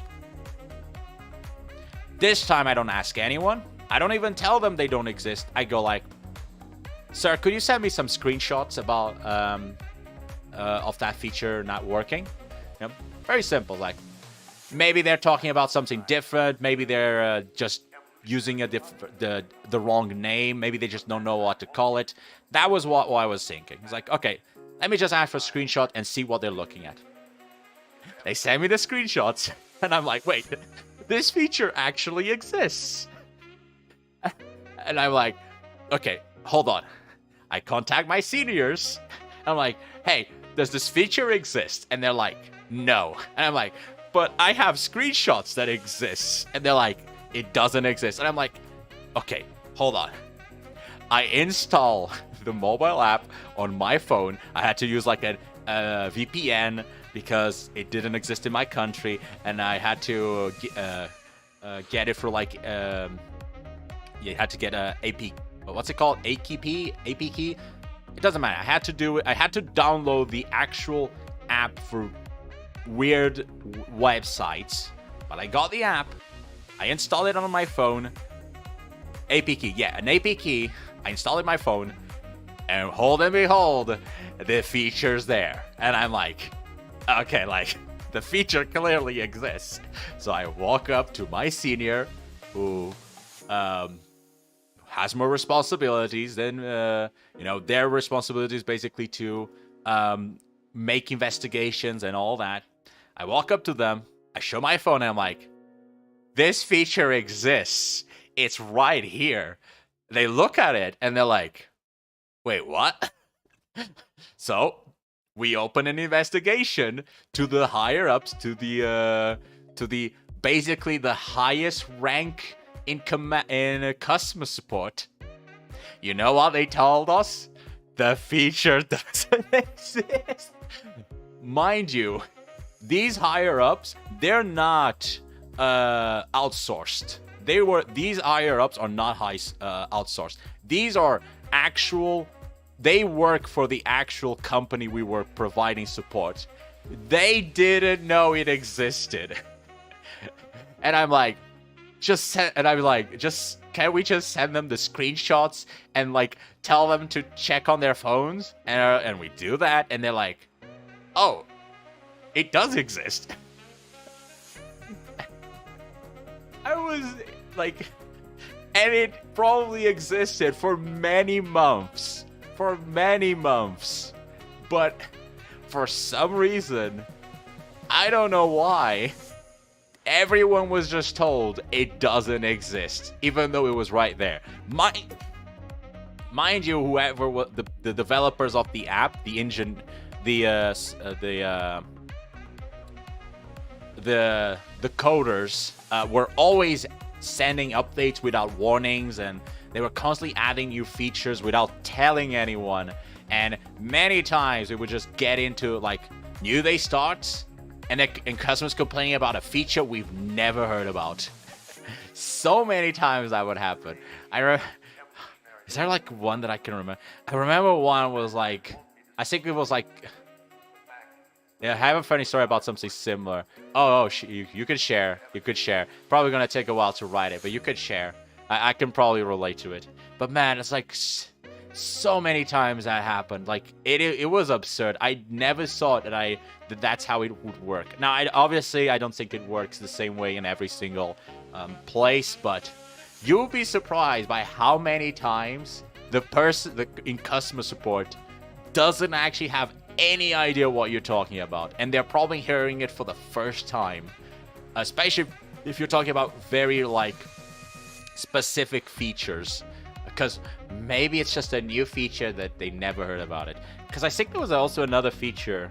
There were so many features that were just randomly added in. I think there were also a few times where they would just be removed without any warning, and then we would have to explain to the customer why they were gone. Which we didn't even know why they were gone. It's just like, hey, the feature's gone. And we're like, wait, what do you mean it's gone? It's gone. And I'm like, oh my god, this must be a bug. And then like after a week of an investigation, the engineers are like, this is not a bug, we actually removed the feature. And we're like, so what, we told our customer it was a bug, and it's not a bug, it's intentional? Oh my god. Like, that's why like working customer support is super stressful. It's not the customers, it's the absurdity of it. It's the insanity that goes behind it all. Obviously it depends, but like I think if you're working like a tech customer support, like actually working trying to get tech to work, apps and features and all that, that's where you're gonna have insanity. Jesus. That fell. I want to pick it up. Hold on. Sorry about that. Just picking up.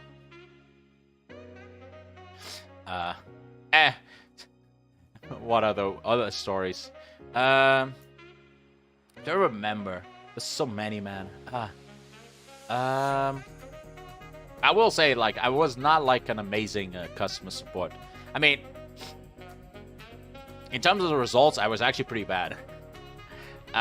In terms of like actual results, because my approach was, you tell me your problem, I'll fix it, and then F you. That was basically my attitude. It was like, just tell me what your problem is, I'll fix it, and then F off. I don't want to deal with that. Basically, my soft skills were garbage. And while I was very good at solving problems, I was really bad at getting good reviews. Because basically, people thought I was a robot or I was a bot. Because all I did was just fix their problem and move on. What is this? Oh boy, that's a big text. In university and computer class, the professor made an assignment where we needed to do a game. I think I had one similar to that. I never did it. I just quit. We did the game, and the smartest kid in class got the almost perfect game it had. Collisions, light, story, the work. But he had a bug where he pressed F the game. When he pressed F, the game would make the PC immortal. Oh, the playable character. He couldn't get it to work correct, so he set it as a cheat in-game as he delivered the presentation.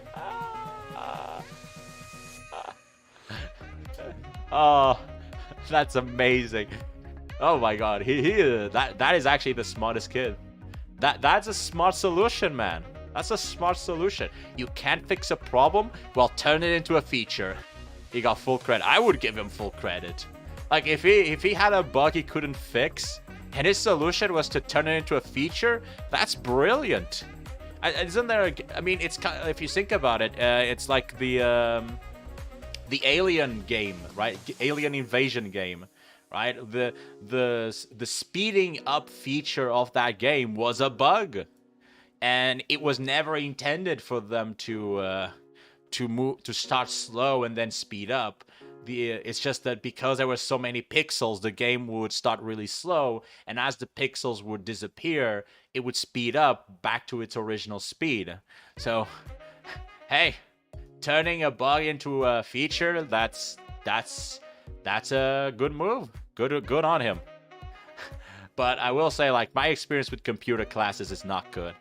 In high school, this was not a university. In high school, I had like a computer class too, and I don't remember what we had to do. Like a video. I don't remember what it was about. We had to do like something related to a video, but I remember it was so bad for one simple reason: the highest score, the person who got like the highest rate was a guy who literally just stole a trailer from YouTube. He just downloaded a game trailer and presented it as his own creation. It was so bad. Like, it was really one of those classes that's like, why does this even exist? A teacher knows less about the PC than we all do. But at least I learned that a lesson that's like, there's no point in working hard when you have someone who doesn't know what they're doing, evaluating. But Jesus, the stuff I learned at least I learned a lot about when I worked at customer support. I've also had bad experiences. Here's something scummy that would happen, and is one of the reasons why I ended up quitting the job. So here's something that would happen. So the way that we all got evaluated, and this is why you should rate the people that help you in customer support if they provide you a good support. We were evaluated by reviews. Basically, whenever we helped finish the case, a review would be sent to the customer. This was probably the worst part of it because it was sent through email, which is really bad. But that's just how that particular company wanted to do it. Most people will just ignore that as spam, but it is what it is. Regardless, though, they would be sent an email where they basically would have to review it. Now, aside from the fact that the survey was trash, like literally the question for our service was, how much do you like the app, the software? That was what we were being rated as. It's not like how much did the customer support help you, or how much would you rate the customer support. It was, how much do you like the software? Which, as you can expect, I got plenty of software is trash, but customer support helped me a lot, which ended up being bad for me, even though they were actually praising me, but because the software is garbage, I got a negative score. I'm still salty over that. Regardless, though, there was a big incentive to just try and get a job done as fast as possible. Because the longer it took to fix a problem, the more the customer got annoyed, and by the time they would answer the survey, they were just done with it, right? So here's something scummy that would happen. And I got a lot of these. From people working not right next to me, but like 2 tables afar from me, like 2 squares away from me. They would receive a customer. Okay, they're listening to their problem. they'd give them a few tips. It wouldn't work. And they would be like, okay, customer, give me 1 moment and I'll have it fixed. 5 minutes pass, they come back, customer, it's fixed. And the customer's like, oh, that's great. Thank you so much. And it's like, no problem. And they close it and send the survey. Many of them got high scores for it. Next day, guess who's getting that same customer pissed because they were lied that it was fixed? Me. Guess who's getting negative score even though I fixed it because the people before me lied to them? Me. Oh, man. That was so much. That's what happens when you put scores as the incentive in any type of customer support. Customer support doesn't care. They want that bonus. They want that full review. They do not care whether or not it's actually fixed. And boy, did I get a lot of like that cases. I even got a few. That was actually a funny story where I got one where I don't know what happened, but basically I don't remember the details, but basically someone was working at the same time as I was, not on my team, from a different team, basically just closed the case right in front of the customer. They basically did the equivalent of just turning off the phone, right? Just closing the call. That's basically what they did. They were talking with the customer, it was going bad, and they just closed it. And immediately the customer ends up in my hands. And they're pissed. Now, because we work with case numbers and whatnot, I very quickly found out who closed the case for them, and who was not helping them, and who was refusing to help them. And I turned to my team manager. I was like, look at this shit. Look at this shit. I'm gonna get a 0 because of what that person did, and I have no fault. Like, this is not my problem. They are making promises they cannot fulfill, and now they're throwing the hot potato at me. And my team manager looks through it. They're like sighing and going like, oh my god, what the fuck is this? And they basically go to the team manager of the other customer support, and they come back and they're like, just tell the customer that they'll be followed up through email and close the case. And I'm like, nice. That happened way more times than you'd think. Oh my god. I have so many stories about customer support. It's terrifying. I also have a story about having bad customer support. So not when I'm providing it, when I'm asking it. So for a while, for a very long time, I think like 5 years or something, my internet was decent, but sometimes it would freak out and I would just not have internet. Now, after many calls to the customer support, what I got the gist of it was there was some IP like mixing, because basically every so often their servers would do like a reset, and I would screw up my IP because it was getting mixed up with another IP, and basically I would just not have internet until I call them and they did another reset, a hard reset on my modem, like from their side, right? So that's basically what happened, right, for like 5 years. And it got like, I got pretty used to that. You know, that basically became something that's like, oh, well, it's down again, gotta call them just so that they can hard reset it. Now it doesn't happen because eventually my modem got substituted, because eventually it just stopped working. They couldn't even hard reset it, so they had to replace it, and now that doesn't happen anymore. But I called them expecting the same old, okay, give me a moment. Okay, it's working now. It's like, okay, thank you. But it has happened like late in the day, so I'm pretty sure I called them like whoever answered me was probably like at the end of their shift. That's the impression I got. So I called them. It's, you know, it's a woman. That's not really relevant to the story, but you know, I was like, it's a girl. You know, I tell them the situation. They're like, oh, okay, try the, you know, typical troubleshooting. Have you turned it off, turn it back on, blah, blah, blah. Have you tried it on your phone, blah, blah, all the normal stuff, you know. I worked in it, so I was pretty used to it, no problem. And then we get to the part that I'm expecting her to do the typical hard reset. Except she doesn't. Instead, she goes, this is weird. Give me a moment. And I'm like, okay.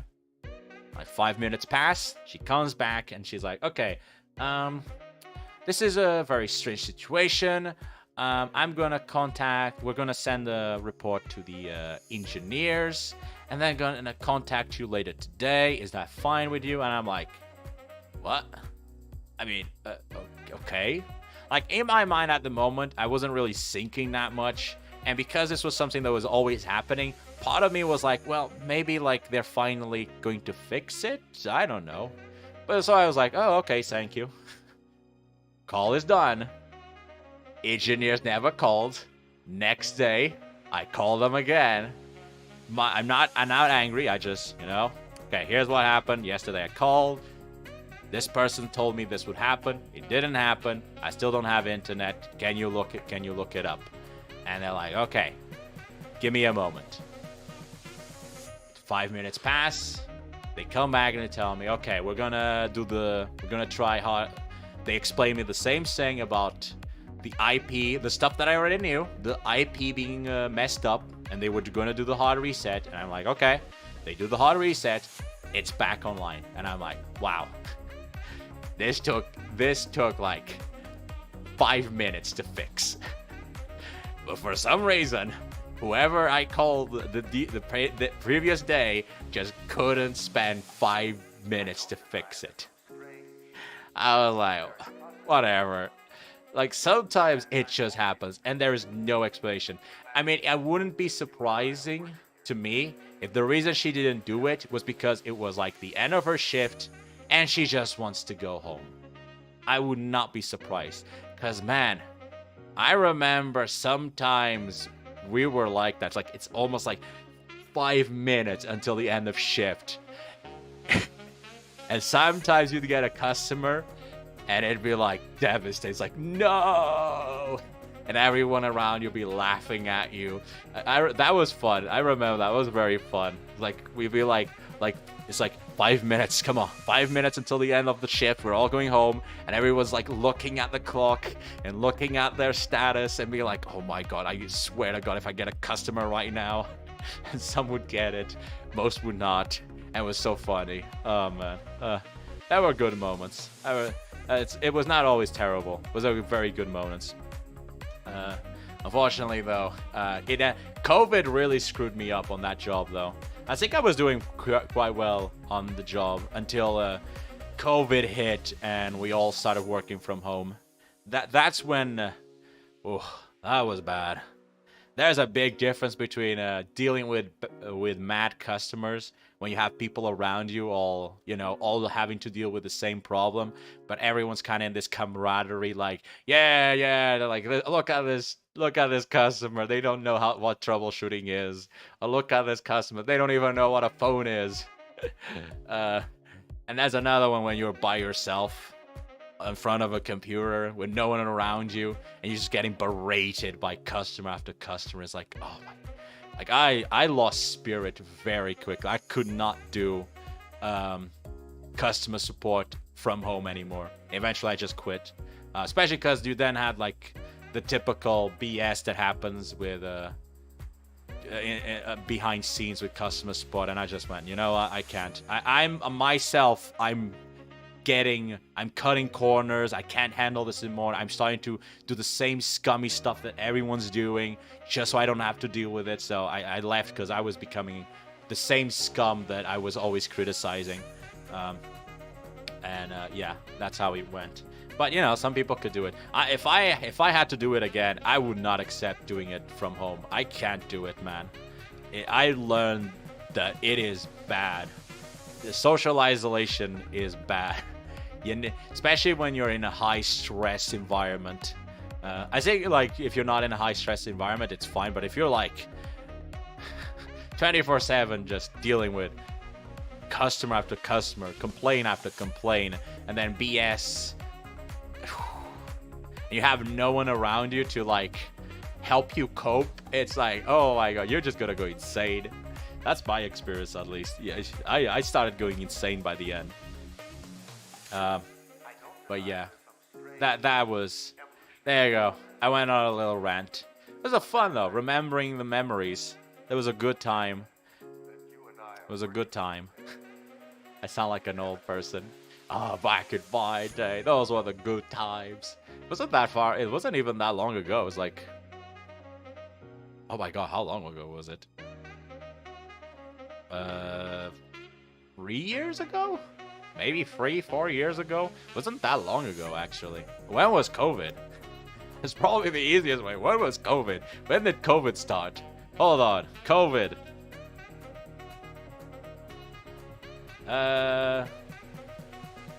Started 19, so started 19. Oh, it's actually been like only 2 years. It's only been 2 years.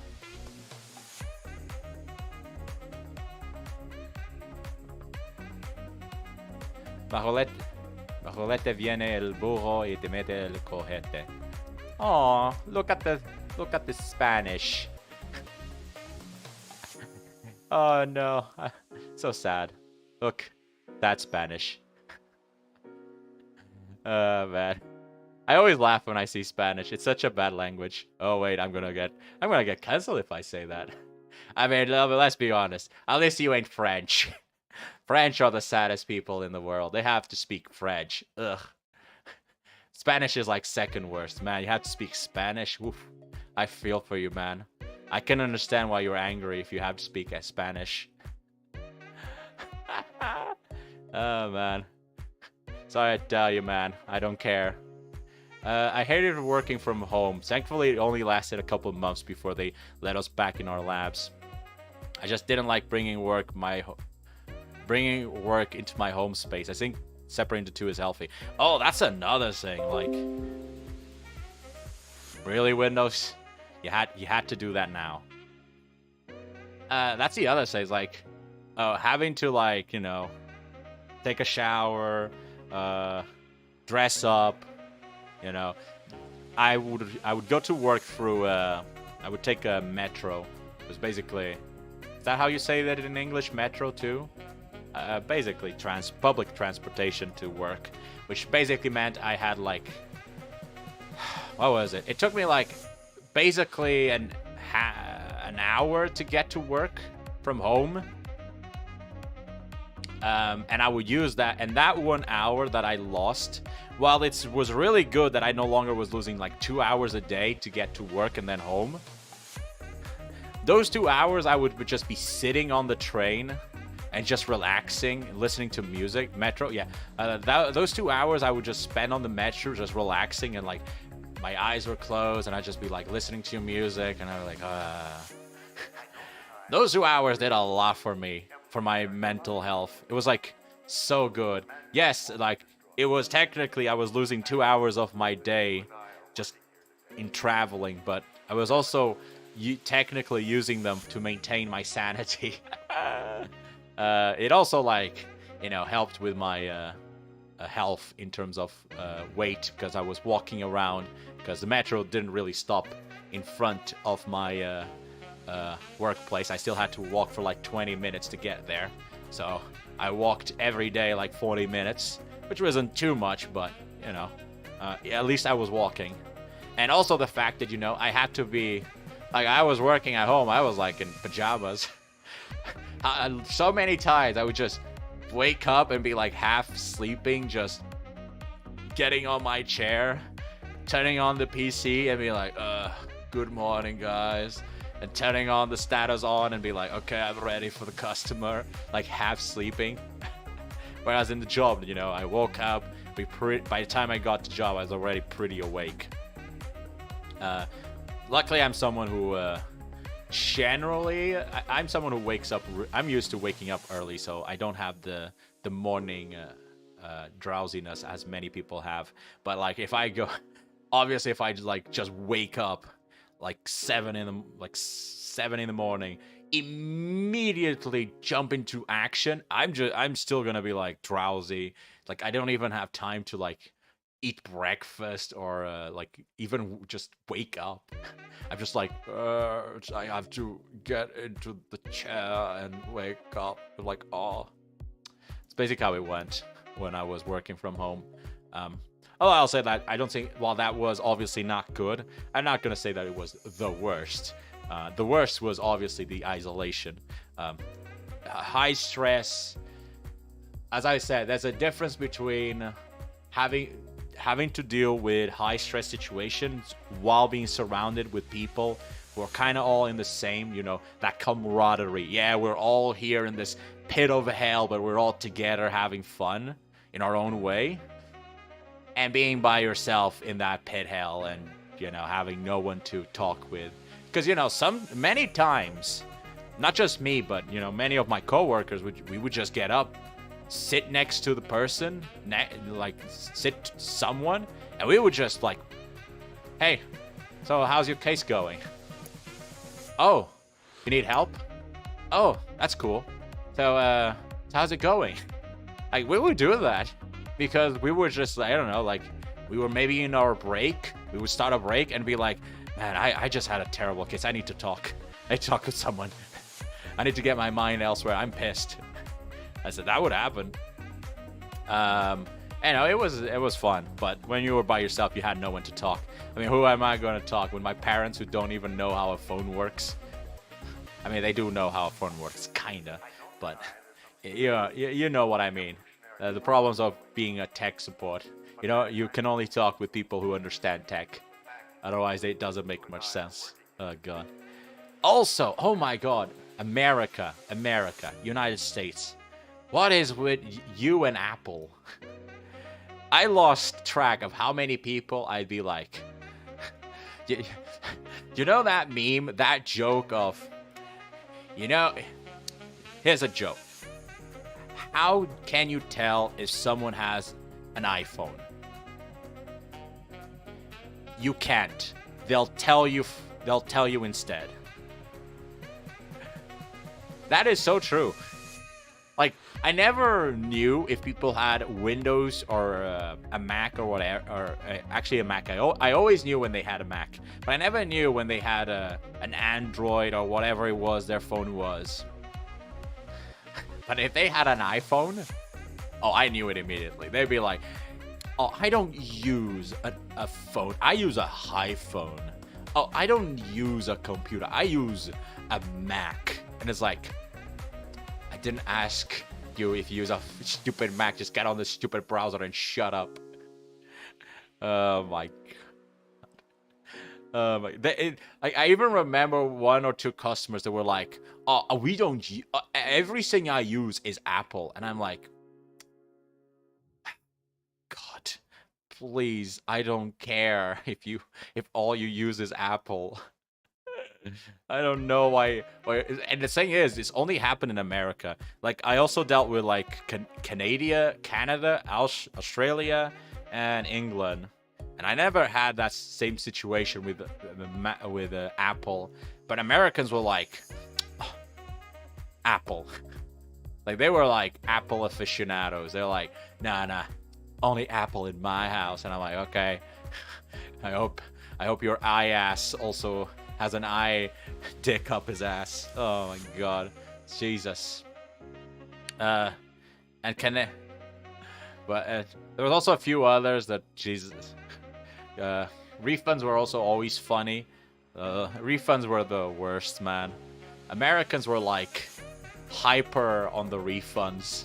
That's what I learned from working. It's like Americans love their refunds. Like, hi, hey there, Zero, how's it going? We're just talking. How's it going? I'm doing fine. I'm talking about how it was when I worked in customer support. How about you? You're having a good day? I hope you're having a good day. After all, it is Friday. I was just talking about Americans because they love their refunds. Because when I worked in customer support, I never had, well, sometimes I would get it from Canadians too, but mostly just Americans, like, refund this, refund that, refund this, and it's like, oh my god, it's like their only word they know is refund. Something goes wrong, I want a refund. I'm like, you've been using this account for like a year now. It's like, I want a full refund. It's like, that's not how it works. How can I get a refund on my refund? We would actually joke like that. We would joke like that. We'd be like, how do we get a refund of a refund of a refund and a refund? The funniest part was if many of our refunds, we were like, if they were like from like Apple or Android, we were like, you want a refund? Oh, you're gonna have to talk with Apple and or Android. Bye-bye. Not our problem. That's Android and Apple. Go ask them.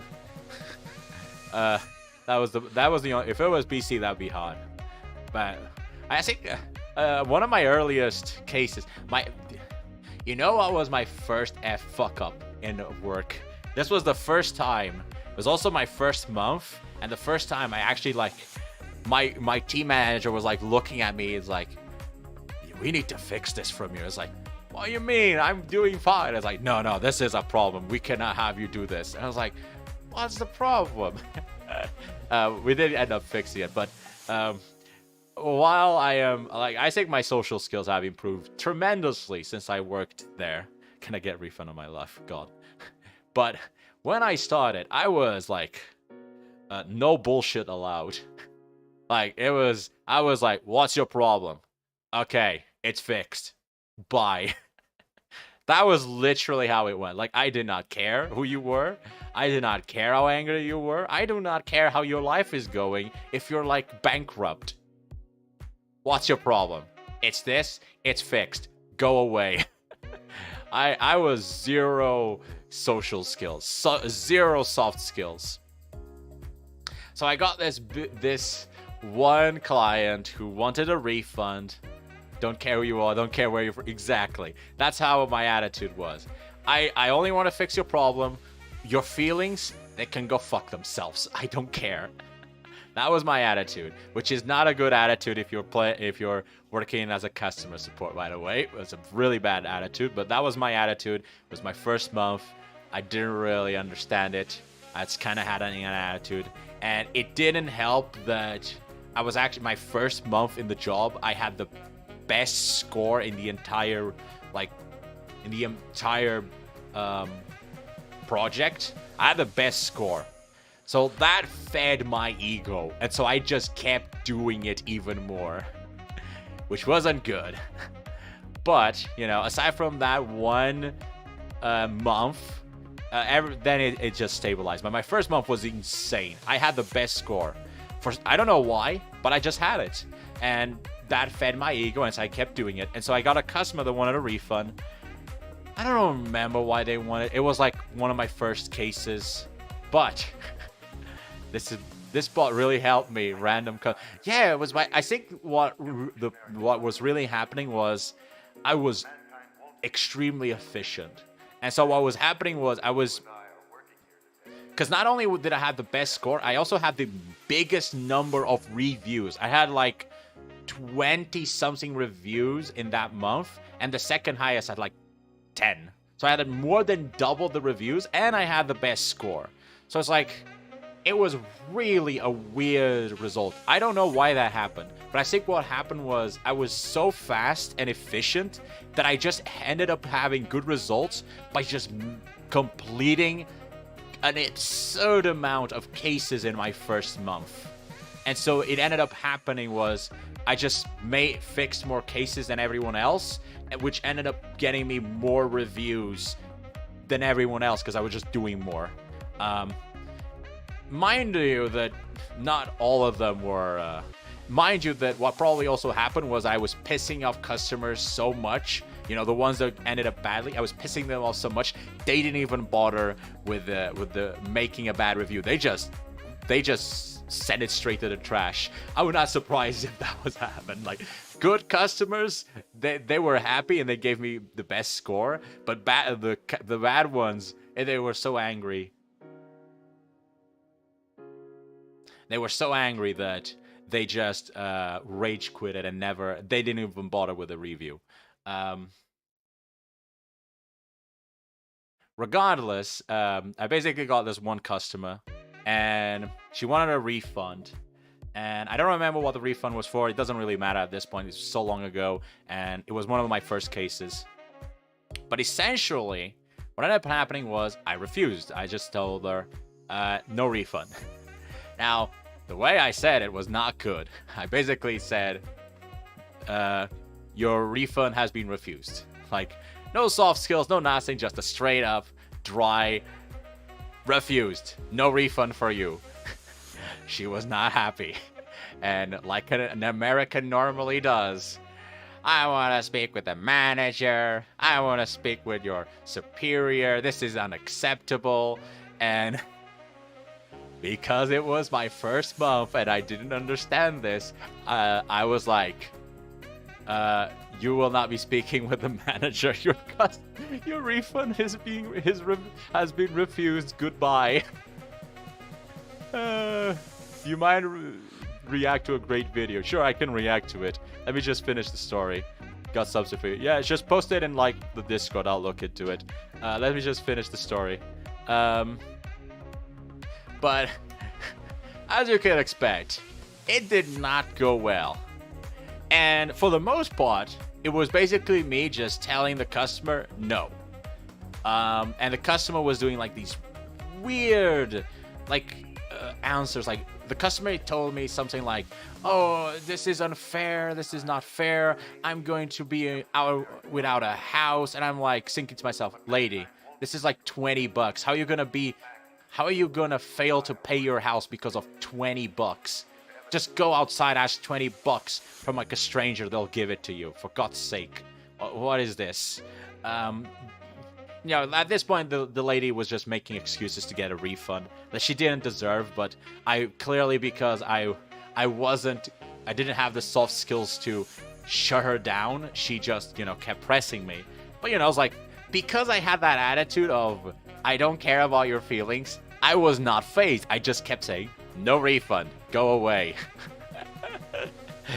And eventually, in my arrogance, think of like the insanity. Like, I look back and I'm like, man, you are dumb. Like, I look back at myself like, man, you are dumb. In my arrogance, I'm like, hey, team leader, look at this dumb idiot who just, I just keep telling her she doesn't deserve a refund. And she's like this, and he looks and he's like shocked in horror. He's like, Jorg, what the fuck are you doing? My team leader's like looking at me horrified, like, what are you doing?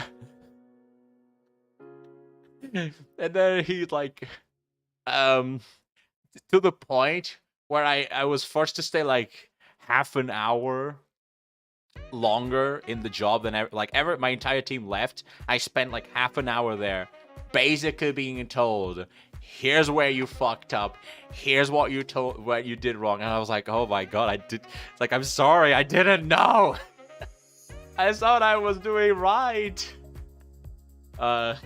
And then, you know, short story, afterwards, she did not get the refund, and I basically told her in more soft skills that no refund for you. And it's like, and then it was just closed and it was over. But my leader was very, even though like my leader kept using that as an example of my improvement. It's like, look where you started, Jorg, and now you can actually like have now you actually say thank you in your emails. Like, look where you started, where you told them to F off, and now you're like saying thank you to customers who are calling you an asshole. And I'm like, yeah. So yeah. Man, my start was really weird because I started really high, but like with really bad skills. Like technical skill, amazing. Soft skills, 0. Probably negative. Now I have pretty good soft skills. I mean, I remember whenever I wanted to write like a good email, like for soft skills, bad customer, have to tell them to fuck off without actually telling them to fuck off. Well, I would just put some music, and I'd spend like half an hour writing this email over and over, just write it down, delete, write it back again, delete, write until it was like done, and then I would just copy it and post it. Gonna lug dinner. I'm also gonna finish soon. I guess I'm going for a rant for a little bit. Anyway, Zero, you want me to react to something? Let me see. What do you want me to react? We can end the stream here. What did you send me? Oh, here we go. Karen versus manager. Oh my god, the Karen meme. It's gonna be the Karen meme. Karens 100% exist, guys. Oh my god. You know a stereotype that was destroyed. Like I had when I was working there, Canadians. I saw Canadians were really like just like South Park portrays them, like always saying, "Oh, I'm sorry," and thank you. Nah. Canadians were the worst ones, man. They were worse than Americans. Jesus. Like the Canadians were worse than Americans, at least where I worked. Jesus, they were so horrible. They were so entitled. Anyway, let me change my size because we're gonna have to move for the video. Put you over here, chat. Okay, so you want me to react to a video. Let me just turn off the music. We're going to be reacting to 2 videos now, guys, and after that we will be ending the stream. Let me just get this. Come on, ad. Get out of here, ad. I don't need you. Oh, is this some music? I think I know who these people are. I think I've seen them before. I haven't seen the video, though. This video looks new to me. Anyway, let's react. I need to... How do I do this? I have to do this. Capture, display capture. Wrong display capture. This is the wrong one. No. Wrong one. Wrong one.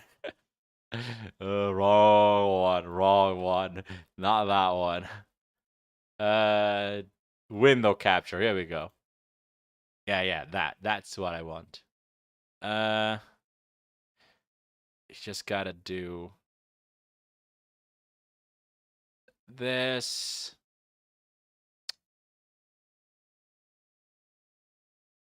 Not that one. Yeah, don't worry. I'm just setting it up. It's easy to change. Okay, so let me just turn on the volume on. Okay. So let's react to this video. Apparently, it has to do with Karen and manager and management, which I will tell you, I probably will have a very be able to relate to this. So let's get this on. Yeah. Let me just lower this a little bit. I don't believe it. What is it? I thought she was only myth. So this is play tech. What are you talking? He's gone.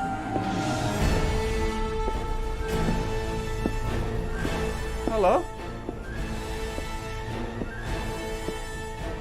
I'd like to speak to the manager. Why? Can I help in any way? My son was in here earlier, and he purchased headphones. Okay. Those Okay. headphones.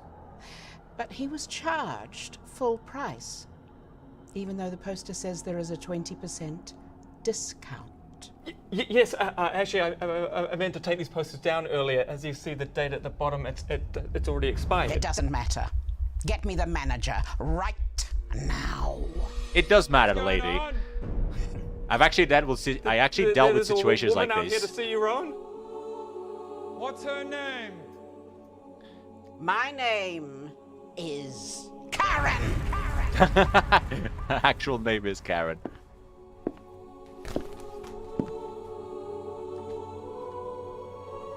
So, the day has finally come.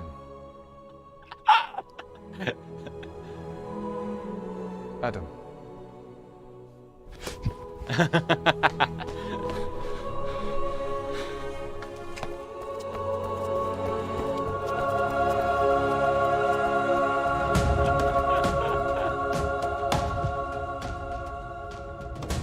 What seems to be the problem, Karen? Your useless employees sold my son headphones at full price. And what do you expect me to do about it? The date's right there on the poster. It doesn't matter what the date on the poster is because the poster is still there. I don't It does think you matter, quite understand actually. how business works. Like I say, the date's right there on the poster. You literally have no power here. Have you not read the Consumer Rights Act, where it states quite clearly that all promotional material on display is still valid? That doesn't work, lady. That's not how this works. Sorry to tell you. You can sue us all you want.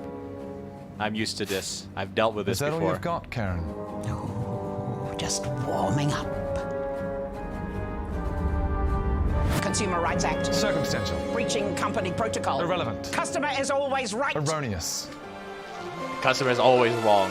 I'm sorry. How dare you talk back to me? I am the consumer. You've got some nerve coming into my I store will be and putting harassing my a staff review members. on How your do you sleep Facebook at night? page and on Google The fact of the because matter I is you am a were wrong in this registered situation, and you Google can't accept that you user. were wrong in this I situation. promise As you, the I manager will of convince this store, every mother I'll I manage know the not to store the let way their that I sons see come fit. into Playtech I and know you're spend used to any waltzing money those on. little guys, but I won't stand for know it. so many Not mothers in and my I will be store. convincing Not in my they are store, not to Karen. let their sons into this If you had actually read the Playtech sign, if you had like actually owners. used your eyeballs, you would have seen enjoy quite coming clearly down to the this promotion end you of did town yesterday. to You know what? complain. You think People I like you, like that? people like you, they What give is your customers a employee number? bad Tell me name. your It employee actually number. baffles I'm me. gonna It report you. I'm completely gonna baffles you. report Actually you. exists. You know what? It's about I time have that somebody never took a met stand anyone against you. so It's about time utterly that somebody stood up disrespectful. and said I have enough never met is such an enough. absolute Well, I'm ass. taking How that dare stand. you even look at me? You know what, Karen? Go fuck yourself.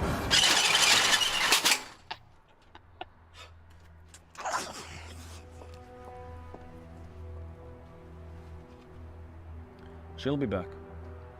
And in greater numbers. I know. But we'll be ready for her. Oh my god, this has like a Lord of the Rings vibe. She'll be back.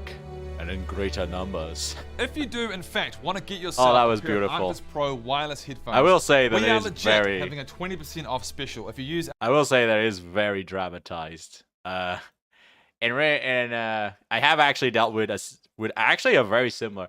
Basically, customers would see like old ads that are going on the internet that haven't been pulled off yet, and they'd be like, "Hey, I saw this ad, but I paid for this, or this promotion. Like the price is different." That would actually happen a lot. More than you would expect, and not even by Karens, just normal consumers, because you see an ad, you pay more than the ad says. Obviously, you're like, wait, this isn't what I was promised. And many times we just had to explain, like, very simple. The ad you saw was not what you bought. Like, many times they would buy the wrong product. They would see, like, ad 20% off for product X, and they would buy product W thinking it was product X. Or they would think that the 20% would apply to everything, when in reality only applied to one product. And they were like, oh, well, this product is more expensive, but it has more stuff. And there is that 20% over there, so I'll get this one. And they wouldn't get the 20% because 20% was only for the other product. That actually happened a lot. It was never as this magnitude. I have actually gotten some Karens. I know some colleagues who got some Karens. It was never this epic. I don't think management ever actually dealt with them. It was a very simple, madam, there's nothing we can help you with. If there's nothing else we can help you with, we will be closing this case. And that's how it went. Obviously, it's very different if you're dealing with them in person. Like, we never dealt with them in person. We dealt with them with email, chat, and phone. Never in person. So it's always easier to close off, to send off a Karen when you're not dealing with them in person. Anyway, but that was cool anyway. I was like, oh my god, this is so cool. Anyway, next one. I want to see the next one now. Okay, let's turn on the volume. So now she's gonna return.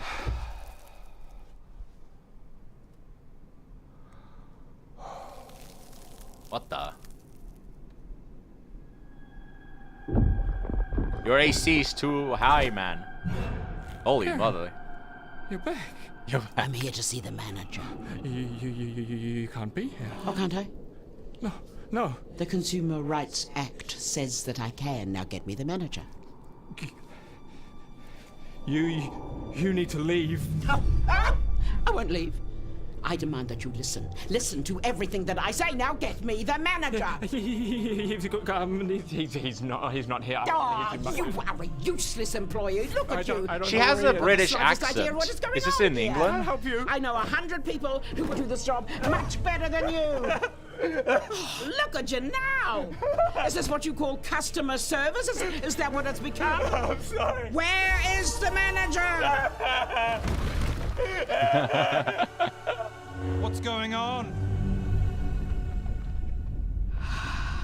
She's like, you're back.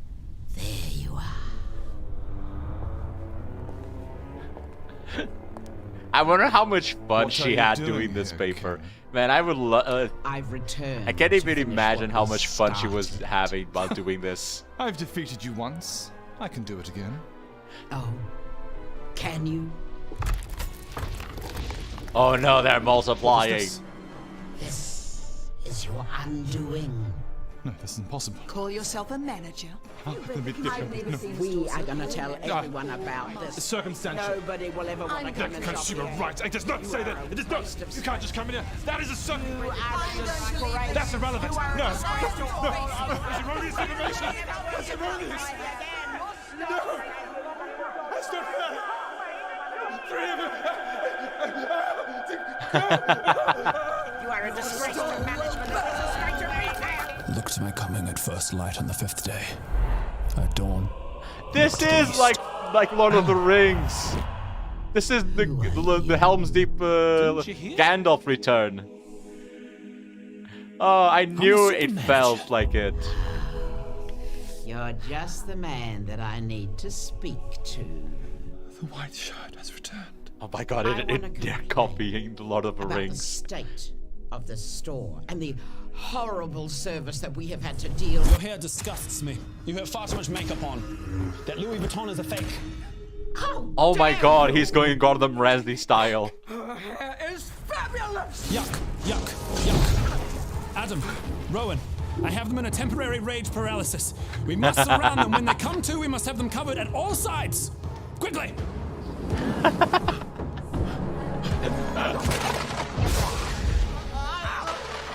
Now repeat after me. With the power of 3, we banish thee. With the power of 3, we banish thee. The power of all employees and managers who have ever had to deal with a Karen anywhere in the world course through our veins. With the power of 3, we banish thee. With the power of 3, we banish Hear me now, Karens, and all Karens, bringers of tyranny and evil. We hereby banish thee from this store, never to return. The red shirt employee banishes thee. The black shirt manager banishes thee. The white shirt super manager banishes thee. With the power of 3, we banish thee. Begone, sons of Satan, now!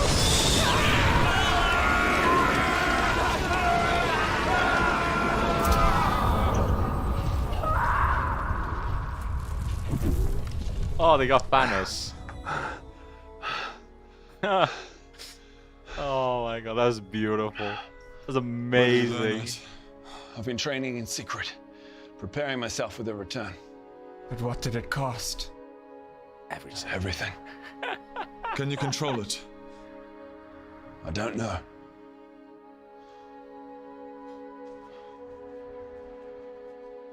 Oh my god, this is beautiful.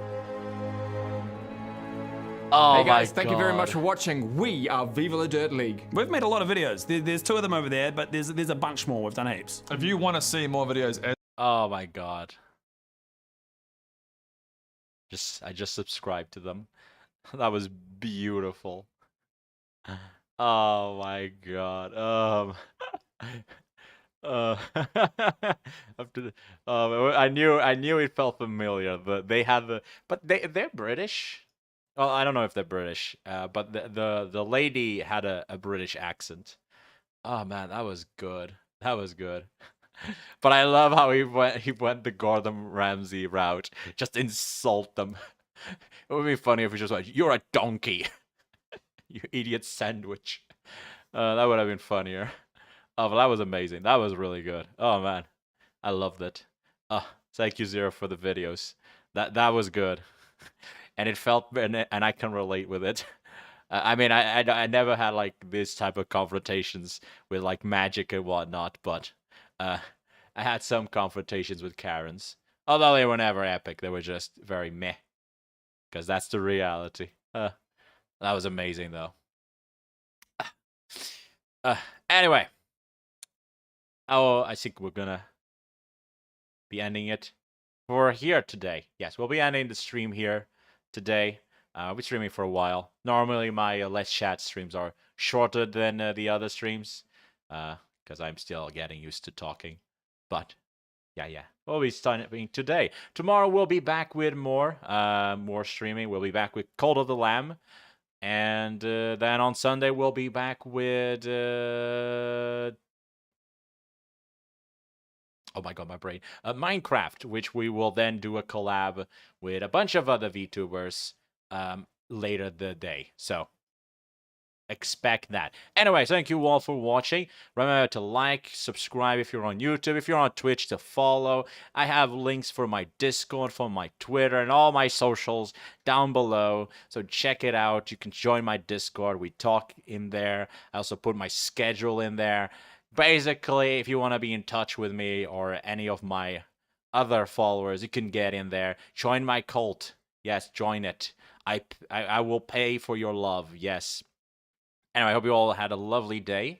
I hope you all enjoyed this stream. And until next time, this has been jorgiguel. Bye-bye. Where's the...